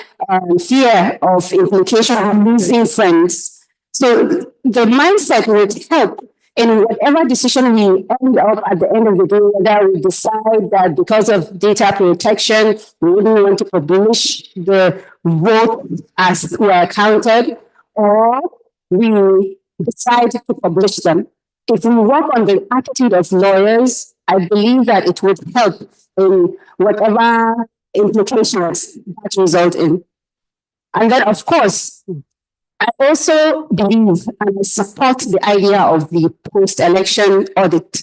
It is very important. If I was the one that lost that election, I would want to see, because I know I traveled the whole country and I met so many people who promised me that they will vote for me, even though I know some of them might be saying I'll vote for you, but then of course they would not have voted for me. But I would like to see it. I would like to see if 10,000 people voted, I would like to see if only 1,000 or 9,000 voted for Aisha. Yeah, I would like that. So that if for any reason at the end of the day I'm being made to accept that Aisha cannot see that data, Aisha can have someone independent to check the data on my behalf and report that, oh yes, indeed, you won, or yes, indeed, you lost. We checked it, we verified. So these two very important. Of course, the last I saw the flash that I have 2 minutes too. My plans to not allow you to come and flash that. So the last point I would like to make is the electoral process. I would like to advise that we shouldn't wait until it's close to the election or as we have it in the constitution. We have certain periods that, okay, the process will begin the first notice should go 120 days before the election. So we shouldn't wait until that period. I think election process should begin from now. From immediately after an election, I feel we should commence the next election process, especially at the beginning of the year. Now we're in December. The practice fees subscription process will begin in January to March. So that should be tailored with elections in mind, so that the data that will be collected will be suited for election. We wouldn't want a period where, because we had a lot of sleepless nights and we were working through the night to clean up the data that was provided to us by the NBA as an ECMBE. So I feel that process of the collecting and keeping the data in order for elections should begin right from the beginning of the year when we're paying our subscription fees, when the new intakes, especially with the new intakes too, the record should be such that it should cover the election in mind. Especially where we are talking about the information that goes out to members. If we are having issues that some members' emails are no longer working and they are claiming they are not receiving mails, we should ensure that the phone numbers are working because we have the option of SMS. And of course, to keep the word out there, to keep the information going, especially to some of the well, I call them branches where they have less access to internet and all the facilities. We have to also have them in mind and ensure that they do not do the mistake that we encountered when we were serving as ECNBA, that a clerk in a branch would take the practice fees of about 100 or 200 members and just put to the account, and what you would have there is his phone number and email address. So we need to keep the information out there because, well, we can't blame them sometimes. The facilities and resources in some of these branches, you honest, and we even respect them for being to thrive despite the deficiencies. So this would be what I would say for now. Thank you very much. Thank you, Mrs. Abdullahi, for sharing that first-hand experience of being a candidate at the election and what that it takes to ensure that to participate actively and get your electorate voting. Thank you so much. I'm sure that messages have been taken in, especially the need to have that mindset shift, that orientation, that attitude towards elections. Thank you so much. Well, we shouldn't really go into the questions and answers session, but yes, but I'm aware that the seat has been in this panel. Has to unfortunately move remotely to catch a flight. So I'll be giving in his commitment to an opportunity to have his final words so that he can catch his flight. Afterwards, yes, let's see it in the house as well. Yeah? What's a reply? He's also catching a flight. So, okay. All right. Thank you very much. Thank you very much. I thank the leadership of SP Ajibade for this program. I had a 2:00 flight, cutting it very close, but I thought it was important for me to be here because of the seriousness of the issues that are being discussed. I think it's important that we do not trivialize the issues about this election. With the greatest respect, I don't think this is a question of mindset, right? We have seen NBA elections. There was one in which email addresses that were used for an election had funny addresses like email.com and all of that. So if people are not trusting the system, they have a reason not to trust the system. It's not a mindset issue. I was chairman of the NBA Lagos branch when the branch introduced electronic voting. It was under my chairmanship that the branch did electronic voting for the first time. That election was so seamless that people who lost called those who won to congratulate them. It wasn't a mindset issue. One of the things that they did in that election, Leonard Silk is here, was we decided that every voter would get a voting receipt. So after you have voted, an email will come to you to say, "Dear Mr. Kwazom, thank you for voting in the NBA Lagos branch election. You voted A, B, C, D, E people." Now, the reason we did it, we said if there was an issue we would ask candidates and voters if they were willing to submit their those receipts, so we can have a manual recount. It's not a mindset issue. There are serious issues about elections in the NBA, and we need to address them. The committee that was set up by Mr. Olumide Akpata, under the chairmanship of Mr. Kitunde, that committee made recommendations. This paragraph 8 that Mr. Babalola referred to was introduced following the work of that committee. The provisions in the Constitution that say that any interested party can request for materials, database, used in the election for the purposes of an audit. It had not always been in the NBA Constitution. It was as a result of the work that Mr. Akitunde's committee did that those provisions found themselves into the Constitution. Now, to introduce that, understand that electronic voting is neither fail-proof nor fraud-proof. And unlike normal elections where candidates have their representatives in the collation center, the collation center for electronic voting is virtual. Candidates do not have access to it. So the least you can do is that post the election, people are saying we're unhappy with the process. An independent person to look at it. I wrote a letter to the ECNBA asking, pursuant to paragraph 8, that materials be provided to me for the purposes of an audit. The ECNBA wrote back to me saying, oh, we can't because of data privacy and confidential issues. I wrote back to them saying, give me the information. Let all the candidates, including the ECNBA, appoint an independent auditor to provide these materials to that auditor. The ECNBA never answered that letter as I speak to you. There was no response to it. So if this was really about data privacy and data privacy concerns, I said, give me. Meanwhile, we look at that provision of the Constitution. It gives the ECNBA the power to put in place measures that would ensure that data privacy is respected. That is it there. Because it says that the ECNBA can put in place measures for the release of the information that we asked for.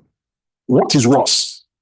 My brother here to bring the Ejike went to court, not to ask the court to declare him the winner of the election, but to ask the court to compel the NBA to respect the provisions of its own constitution. The NBA hired 3 senior advocates or more to oppose him. What are we hiding?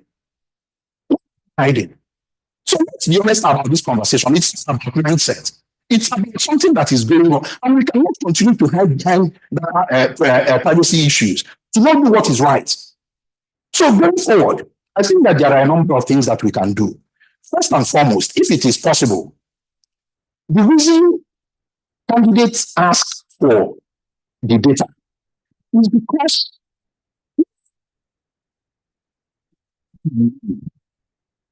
it was on the data that you are sending to the service provider.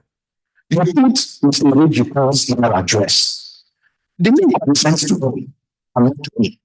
So if you want to see the data that is going to the service provider, if you don't want to publish those data, you can make a limited disclosure to the candidates themselves. You can do that. If you have consent, you get the candidates to sign a confidential non-disclosure agreement to make sure that the information is not misused. Because my time is up, thank you very much. And I have to move on because I want to catch my flight. Thank you.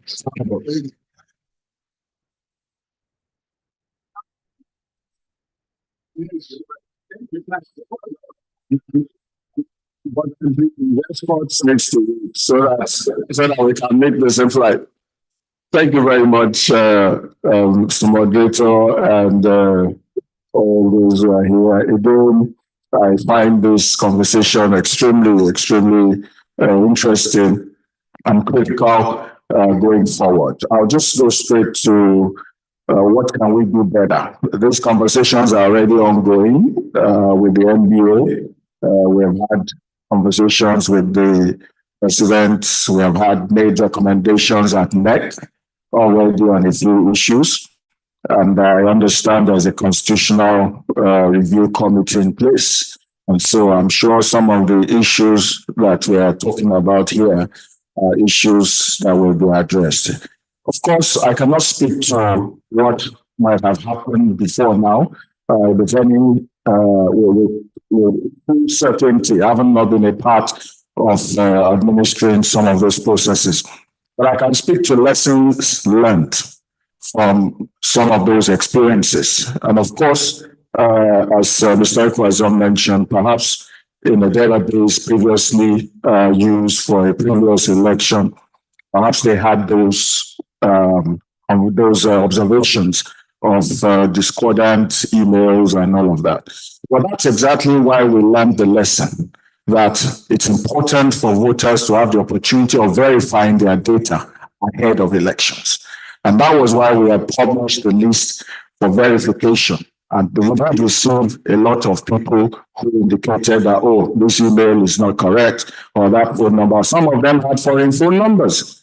There were many people with numbers that were not Nigerian. That doesn't mean they are not NGO members who have jackpot or something, but it just tells you what we encountered on the database. We had SCN numbers that were unknown. We went to the Supreme Court to confirm to us whether they are now issuing EXN and number as SCN numbers. We only know SCN, this is that. We started saying EXN, something.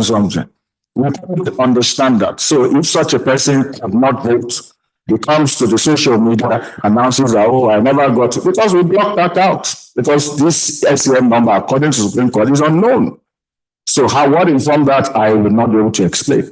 We also had, as Mr. Kinsley alluded to, issues of, which I also mentioned, emails. And I say that it's not peculiar to remote branches that you have one person, maybe officer of their branch, paying backpacks info for 100 people. It's not peculiar to remote branches. There are commercial law firms in Lagos that had one number for 22 of their members. That might be maybe Nigerian chambers who paid backpacks info for our seniors, but uses our number or email, and we have to treat them the same way.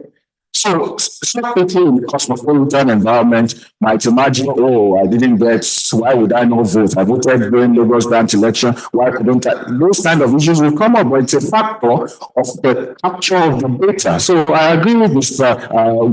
Abdullah that at the time of payment of vaccine fee, that's the time to ensure a proper capture of data. So that reduces verification issues down the road. And we can do that as a recommendation going forward.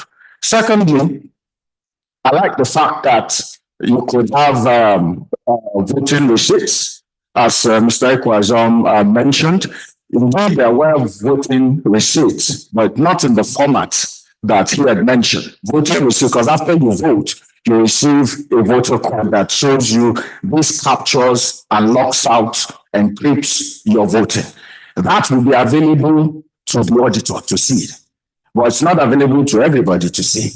And so I think we have a consensus that if our constitution allows or provides for an independent audit, that will be even better and more desirable for transparency. The challenge we have had when we got letters and we responded to letters was that they were asking us to do the independent audit. And I said to them that, look, you cannot already be indicting us that we can't conduct our own audit and then expect me to also appoint the auditor. Are we then going to be satisfied with who I appoint? So it's a catch-22. On the one hand, you say I should audit. On the second hand, you say I can't audit myself, but I can appoint who will audit. How? So it has to be a constitutional amendment of the NDA that provides for how that independent auditor will be appointed.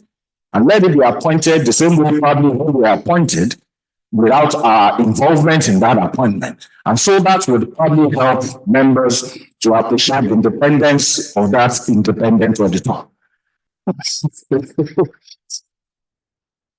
think it's also good to mention that, there's a measure of respect for processes that should be based on reality rather than on assumption. And I say that because many pushbacks that you get on election. This is not localized to NBA. Many are based on perception. I'll give you one example. And it was mentioned here, an allegation of double voting. I'll say to you straight away without any equivocation that as I sit here, I have not received one complaint. Fact that shows double voting. I've received allegations, but show me who voted and how three of you use the same voter link. Nobody has mentioned one. So when you keep talking about double voting, I have not seen that fact. It's not, so we can make those allegations, but it's a different thing to actually back it up. If you have told me that, oh, Mr. or Dr. Ajibade and got the same voter link. So when Dr. Ajibade voted this, or if you give those facts, and I said, look, I will then bring out Dr. Ajibade's ballot, and I'll bring out to you the ballot, and then you can then see whether it was through the same link or not. You didn't mention any instance, you just made an allegation. How do you disprove that? So it's important that we have actual basis for some of the disputations that have come out and that may still come out in the course of election, so that we'll be able to effectively address them. It doesn't help the process to stoke it with fire without you actually showing there's a smoking gun. The other issues that I like to just quickly mention is with respect to what we're doing here. What we're doing today can actually be foundational for a better process in many ways, because you can see the escalated measures taken by the NBA from 2015, when that constitution was amended to allow for electronic voting, and then the amendment of 2021. Of course, since the new NDPA came into being, naturally it will force much more amendments into the NBA constitution. And I'm sure that it will form a critical aspect of the amendment process. But more importantly, each time there's an amendment of the constitution or an introduction of a new system, or there's a paradigm shift, we also must in our mind have a paradigm shift. The problem we also have is that when there's a paradigm shift in the state of play, the humans operating or using the new system want to operate it from the old mentality. And so you have the same thing with court rules. You have the same thing with any time there is a shift in the state of play. And so we also now need to begin to open our minds to understand how I used to do it this way, but it's no longer tenable that way. It's now been done in this new way, and then you understand why it's been done in that new way and came to the same process. I apologize, I have to take my leave early because of the flight we need to catch. Thank you very much. Mr. Abdullah.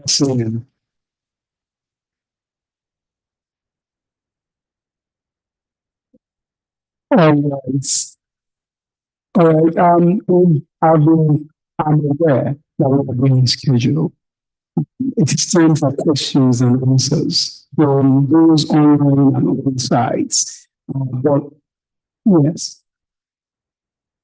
Okay. All right. Okay. Let's have a photo of the host.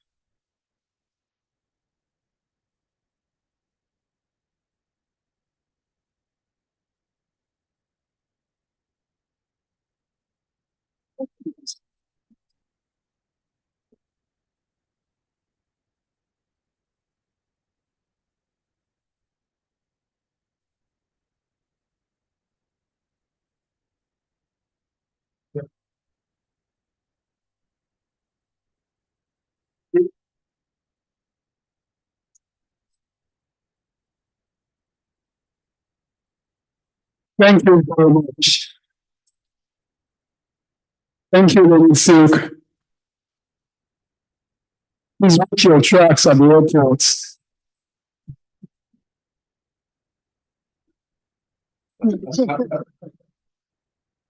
All right, fantastic. Participants online who have been so wonderful. They have been very active online, throwing in comments and questions as well. For the purpose of the questions and answers session, we will be spending maximum 15 minutes. I put questions and answers together. I'm aware that we have at least 2 questions online, and we can take 2 questions on sides. If you have questions, please, you can identify yourself so that, okay, great. We'll take 1, yes, from him. Oh, yeah, yes, as well as, yes, yeah, thank you. 2 persons online, I mean, on sides. Let's take 2. All right.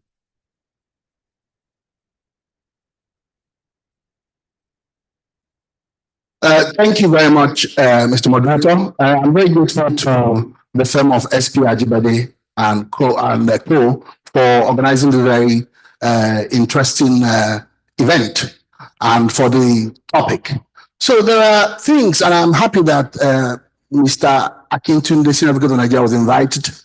I'm also happy with the presentation that Mr. Olumide Babalola made, and most significantly, the fact that everybody on the panel agrees that a post-election audit is essential for transparency in our elections. What that means is that without a post-election audit, there's no transparency in the election, right? Especially when the candidates have complained. The point I was going to make, and I was hoping that Mr. Abimbola was going to be here to listen to it, but we're going to make a formal we're going to send a formal correspondence to him following this particular conversation here, is that one of the recommendations that Mr. Akintunde's committee made, remember, it was the electoral reform and audit. So at the time, Mr. Abata set up that committee, and it was the first committee he set up on inauguration because of all the brouhaha and furore that has followed elections in NBA. Including the fact, and Mr.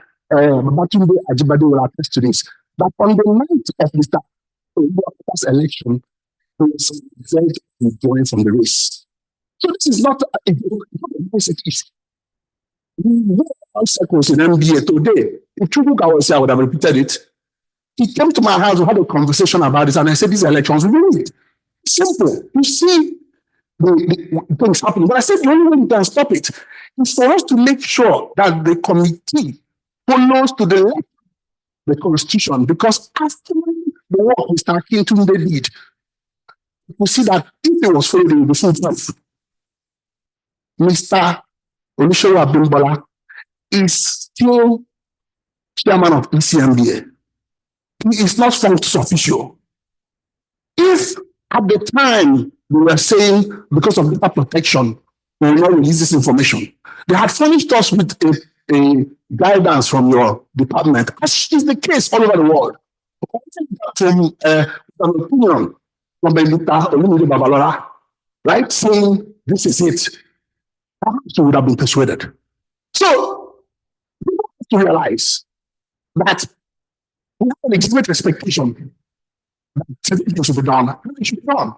If there was no provision for post-election audit, I repeat and reiterate, I would not have contested the elections. So I then contest on the basis of that, and you say to me without saying this is the guidance I have from anywhere, that just because of this, you're not going to do it. And we're having stakeholder meetings before the elections.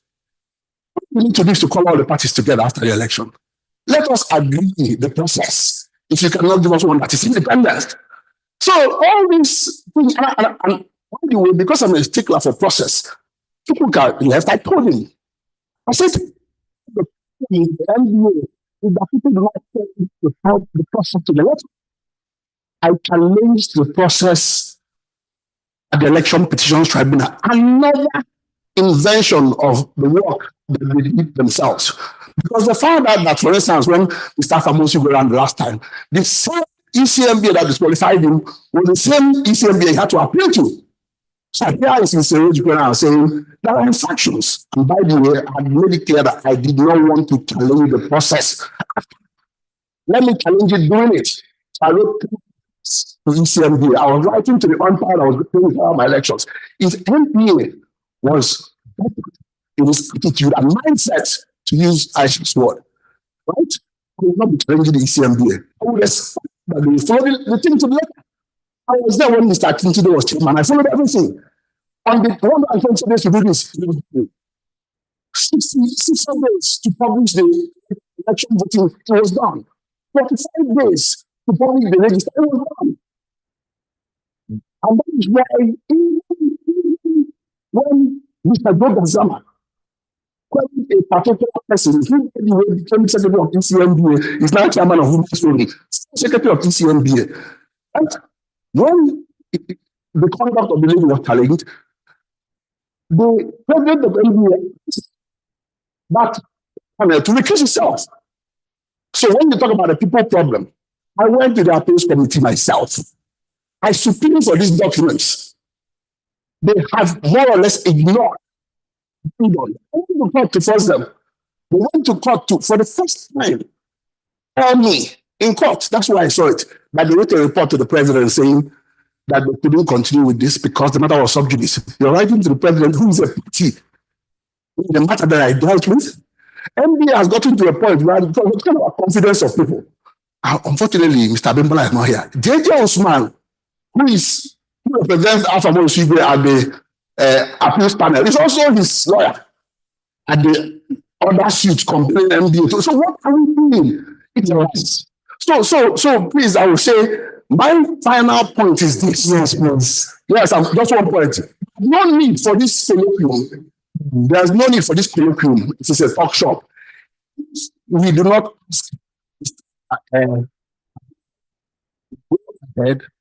If you sitting down with all the stakeholders, agree a process, and carry out the audit, it's not from to official yet. Thank you. Thank you very much, Mr. Chidinma Ajibade. I, of course, need to be introduced to the audience here, both online and offline. Thank you. Because of our time, I think as a right of reply, right? So probably we will now go into the questions and answers session. Mr. Babba, I know you also want to say something. No, not. You have a question online that I would like you to take along the way you like to say, just so that we can manage the time better. Thank you so much. We earlier on had two persons. Please go ahead and ask your question. As precise as possible. I'll be. Thank you so much. My thanks to the Sparkle team for putting this together. I don't want to think that the Sparkle annual lecture is getting micro compared to previous years. But I'm saying that because like all have noted, this issue, this topic is so crucial, so critical. So because moderator said I should make it better, so I just want to make very tiny, very short observations, then probably ask a question. Number one, because this is so important, I'm wondering why we have two previous umpires at this. I'm sure you talked about it before you invited them. Then two contestants at the recent election. What this is all about NBA. I know that NBA is not represented here. Did you invite the president? If the president couldn't come, what was the general secretary, first vice president? This is about them. Some of the issues that Ikwazom raised, that my brother, Mr. Oriji, they could have heard them firsthand. But unfortunately, maybe it was an oversight. He didn't invite them. Just an observation, like I said. The second observation is, I remember then in the tenure of Udogio, visiting branches was banned. And in fact, it was made so clear that if you are caught visiting one branch to the other as a candidate, you'll be disqualified for the election. But Richard also fully confessed to us now She visited every branch. Is she, in fact, endorsing visitation to branches? This is something we are trying to discourage because it will also scale down election budget. You don't visit a branch without dropping money. They will tell you, oh, we have been trying to conduct this, we are trying to construct this bar center. We have a fund to buy a bus and all that. As a candidate, you come, you drop money. It's bribery. It's corruption. If we encourage visitation to branches, we are entrenching corruption. I would continue to be like that, except to change it. Those are two sources. Then I have an application. Before Sparkle, lastly, one sentence. I don't know how others feel. The way I feel, I believe that this forum is too small, too micro for this kind of discussion. I'm applying. And this be taken to the next annual general. Annual general conference. This is about the profession. And this is at the root of the profession, the problems over the years and all that. No lawyer in Nigeria is ready to shift from electronic voting. We don't want to go back to Egypt. So, but how do we now make this process better? And we engage everybody as a major hot topic at the next NBA conference. Since Sparkle has started it, can you take it to that level? Just my short application, sir. Thank you very much. Sir, you didn't introduce yourself to me. I'm so sorry. Yes. My name is Jude Ibanoy. I'm the deputy law editor of Disney Lawyer. I've played a role in every NBA election since year 2000. Before the election, we will feature all the candidates without bias. No sentiments. We give all the candidates the same questions. General secretaries, the same question. Tell the Nigerian lawyers what you want to do, who you are. Every year. And if there's a need, immediately after the election, like we did last time, what were your challenges? Do you agree? We get exactly the same questions, everybody. Thank you very much, sir. Thank you. We just heard from a key stakeholder, very key stakeholder in our electoral processes. We have more questions from the House. Yes, came from, there's a gentleman here. Okay, right.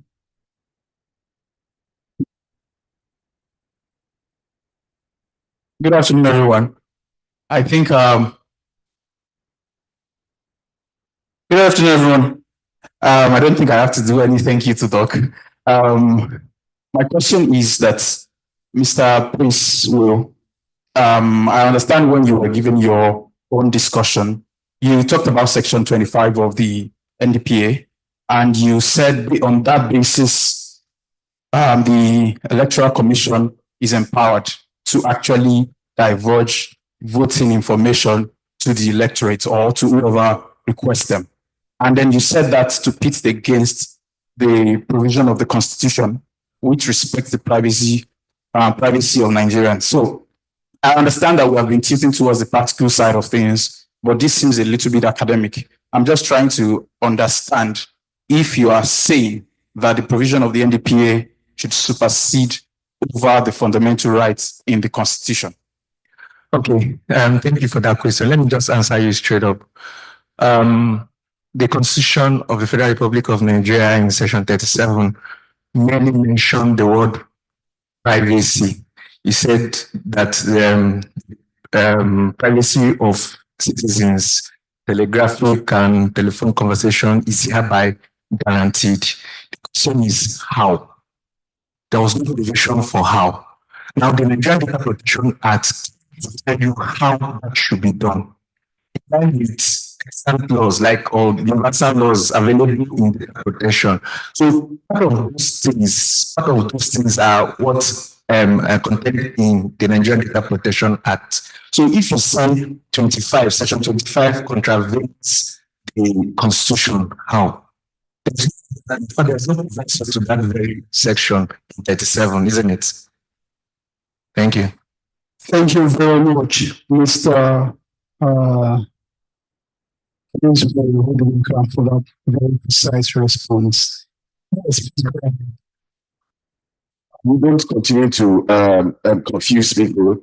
I've been part of this process right from the beginning, even when they issued. Unfortunately, this Nigerian Data Protection Act was hidden from all of us. I've written several articles against it. It's nothing better.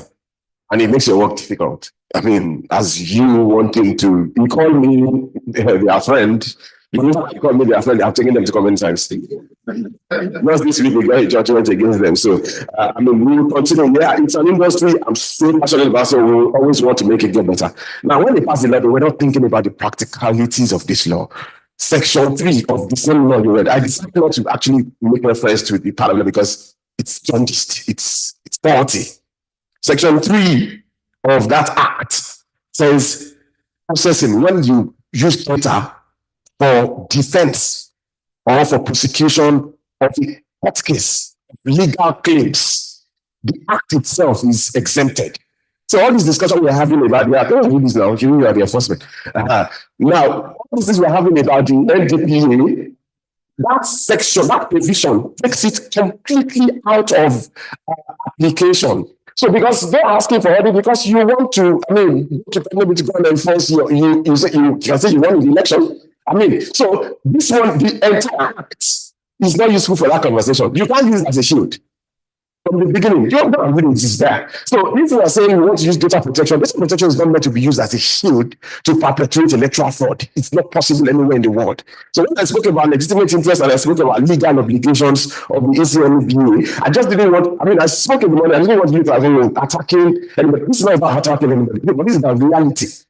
I mean, this law we are talking about NDP is useless as far as electoral fraud, mismanagement, misappropriation is concerned. And you can't even be claiming privacy if somebody is saying the NDA has how many members? Over 100,000 or something. We're saying that the will of the 100,000 people is subverted. Because, and you're now saying you want to use NDA to continue the subversion, to continue fraud. It's not possible. The law itself understands that when we're talking about investigation of crime, when we're talking about defending or prosecuting a case in court, data protection cannot be used anywhere. It's a universal this thing. And sometimes we copy Europe, we copy them blindly. Thank you. Mr. Yes, I know that you are not misled, please, sir. It's not like I want to respond clearly, but it was wrong. It is wrong to say the exemption. See, that's section 3 you cited, provision in subsection 4 of it. And that provision says that notwithstanding the provision of this act, the Commission will issue guidance notice containing legal safeguards and best practices to a data controller of processor in respect of any aspect of data processing, except under this section. In the opinion of the Commission, such processing by this or is likely to violate section 24 and 5. That's section 24 and 5. Whatever that is exempted, you're expected to abide with the provisions of section 24 and 5. It talks about the processing activity and the process for processing that data. So I just want to put it in perspective, please. The act is there for us to see. Thank you. All right. Thank you very much. Yes. We will go online now to take 2 questions. But before that, yes. The question that yes, Mr. Jude asked the question directly. Yeah. Whether I endorse travel. Yes. All right, please. So thank you so much, Mr. Jude, for that, because it is really important. And as much, let me even confess to you. That time when I contested, I was about 11 years post-call. I was a very poor lawyer, so I didn't have money to spread around. But then at that time, what's important to me was that I was a young lawyer. I wasn't really known in most of the branches around the country. And then I also considered the fact that we had branches who did not really have access to websites, that they would be seeing things online that might make them notice me somewhere. So I needed to go and introduce myself to them and show them that I am capable of being their national treasurer. But I agree with you, especially in recent times. What it takes for people to go around branches, I believe that we should stop it. But we should still devise a means that would make the contestants or people who intend to serve the bar at the national level be known to those around the country or even out of the country, because that's the only way you can really make an informed decision on who you vote for. You can't expect a person in Katsina branch or one branch in Ekiti or something like that, someone tucked away, to come out and contest and for us to just vote for them. We don't know the person, right? So there has to be a way that the contestants or aspirants would showcase themselves without having to travel. It was dangerous. It's not an experience that I would want to repeat. So I agree with you. I will not support it. It worked for me against my contestant, but I do not support it. We should devise means of making the candidates known without having to have to go around. Thank you very much, Mr. Senator. And I just took on a word, if you don't mind. I think this is one of the pre-election issues or challenges that we addressed as the MBO Election and Audit Reform Committee. We saw that people were extending themselves in order to get votes. A lot of, in fact, what we call it money campaigns, because people suddenly become emergency philanthropists. Branches who were exploiting them. Because when they call you for long week, they will collect money from you. When they call you for dinner, they will collect money from you. So we made it as part of the recommendations that stop all these branch visits, stop all these emergency philanthropies in malpractice for lawyers and things like that. It as part of our recommendation, it should be prohibited. And it still should be prohibited. And I know there's an amendment in the 2021 the 21 amendment that talked about it. So that when we were conducting elections, we were monitoring what they were doing. No, they had creative ways of going to the branches. Whether, we are calling our friend. We are friends of, we are doing dinner for you. We are doing small party. They had creative ways. But the most important thing that the objective was, let's create a level playing field for everybody. It's not about you having more money than me.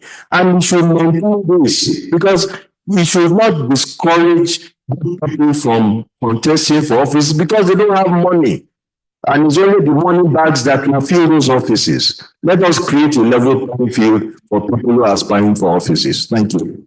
Thank you so much, Mr. Kintunde SAN. Quickly, we've got two questions online. One is directed at the lead presenter, Mr. Baba. Now, to the lead presenter, how does the ECMDA rather, and the voting service providers balance the right of anonymity of voters and the need for audits of votes to foster integrity of the system? So, what? Right. So, okay, I'd like to take the second question immediately. Yeah, please keep that in mind while I do the second question. It's just in the chat, so I'm just trying to quickly get that out. Okay.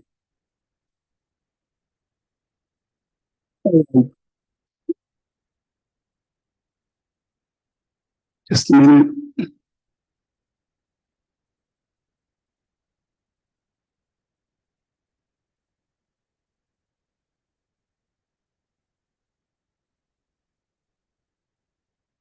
Okay. It's from Pamela Omegichi.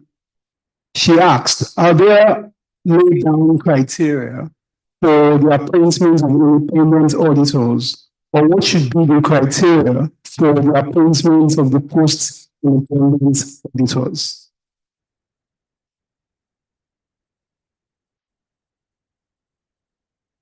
Question, I think, Yes. when I say it's said something around it. I mean, we should have protocols, like the Queen said. I mean, that will lay down how these auditors should be appointed and information on the auditors and how they will operate, their independence and everything. Concerning anonymity, I said it earlier on that these are issues we would always have with electronic voting. At a certain time, if you are auditing, at a certain time, identity will be exposed. At a certain, because I mean, he has his own people, or Mr. Ekwazon has his own people, and those people kept on saying, "Oh, I voted for you." And really, let's not at a certain time, even you, for a voter who is interested in his vote counting, you wouldn't mind your identity being exposed. Especially if you want to confirm that, yeah, I actually voted for you. Let me know whether my vote was actually ascribed to you. That's one. Secondly, I think what some of the things they advised was an independent auditor. The auditor might not even be a lawyer. They don't even have to be lawyers. I mean, they don't have to be lawyers. All they just want to see is that this person voted for this person and the vote was ascribed to the person. So they might not even eventually know and you voted for. That's how it works. And now when we're talking about transparency and information, at the beginning, if you tell us that at the end of the day, this election will be audited by external people, by third parties, will only ensure that your vote is ascribed to the person you voted for, meaning that your vote will not be stolen by another person.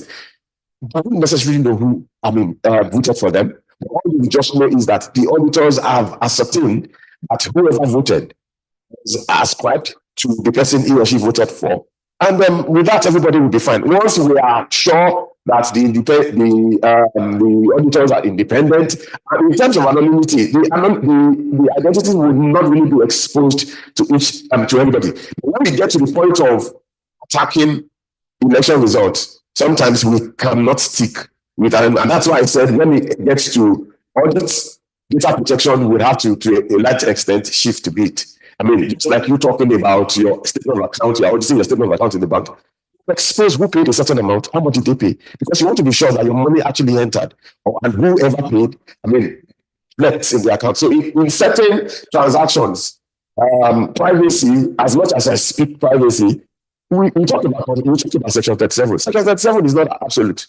It is not absolute. Certain fundamental rights are not absolute. They can be derogated for good cause. And the MBA law and even data protection are part of the laws that can easily derogate privacy. So anonymity might possibly give way. Thank you very much. Thank you. Strong panelists. Thank you. There is a question regarding election campaigns, but I think that we have already answered that, especially when Mr. Odanaka was speaking about the acts of candidates saying election campaigns to potential voters during campaigns. This person wanted to know if this act amounts to a breach of their privacy. Say something about that because I know I've written an article on this and everything. It's truly that thing we need to address it. Lawyers should be able to say, I don't want to receive these offensive, annoying messages, and there should be options for people to either not to even receive it at all. And also, I know this might really want that kind of exposure, but I think many lawyers have spoken about it. That's something we really need to address. Thank you so much. Thank you. And so at this point, we have come to that part of the panel session where we can see pictured as very well by these panelists. Please, I want to thank all of our panelists today. And the lead presenter. I think that the message is clear at the end of the board that for transparency in our elections as voting officials, to ensure that we have measures put in place that will guarantee the fairness and the standards in these elections. Frameworks get to become in place. We have the consensus that we must have post-election independent audits. And I'm happy that even the current chair of the ECMBA has acknowledged this fact.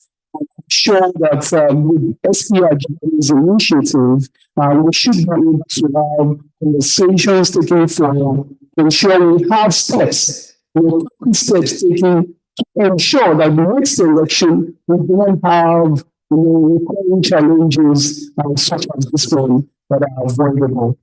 It's been a pleasure and a privilege still powers vested on me by the SPR Gallery team, this wonderful panel. Let me say it again, thank you so much for coming. Thank you again, the new presenter, Mrs. Abdullahi. Thank you.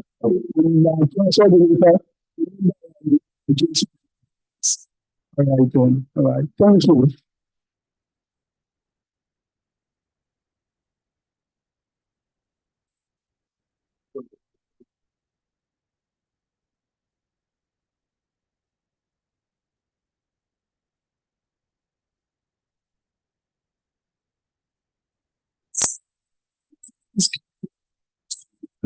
Thank you very much. Thank you. Something very outstanding to our topic for today. Quickly, we have to move over to the announcement of the competition winners. Usually, when there is when we tend to organize this program, we have essay competition for year 1 to 7 post-grad lawyers. So they come in and then they throw in their they write mostly on the topic that we're discussing here. So this year we did the same thing, and about 13 people sent in their application, their essay writing. Because of reviewing that, we had one who had written his or her essay through the use of AI. And then that person was obviously disqualified. But the person is leveraging on technology, obviously. So yes. The person was disqualified. And then we had the judges mark the remaining essay that was sent in. We had 3 judges. The first was Miss Rita Chinda. She is a lecturer at the River State University. We also had Mr. Marawa Olavi, and then we had Mr. Ntakikan, the former secretary of the NBA. In the course of that, usually in the course of that essay, the first third year, 1st to 7 year post-grad lawyers write the essay, and then the prizes for this year, we have 3 prizes.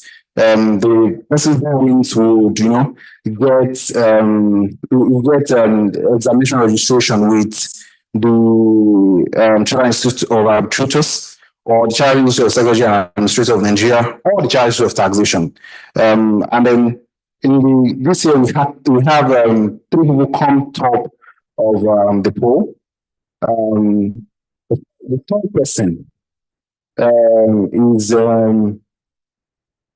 so the third person whose essay made a lot of sense to the judges was Mr. Gabriel. Let's give him a round of applause, please. Mr. Gabriel.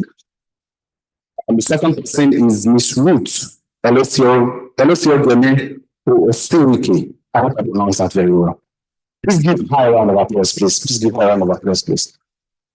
And the person on the first position, I think he's on the board, so we don't need to. I wouldn't know if we should stand up for the chant, or we should just move faster. Okay, yes, we should move faster. All right. So according to what we have on the board, and then according to what so the person who came first is Miss Olarewaju Ashafa in Number C. Please give her a round of applause. That is she's on the board. Yes. So should everybody patrolling their essay for it to be marked, and then we appreciate those who did not even make it to the top 3 in the position. We hope by next year we also throw in the essay, and see if would put it. That moves us to the last item on the event program. I'll be calling on Dr. Kalawari to come and give us a closing remark.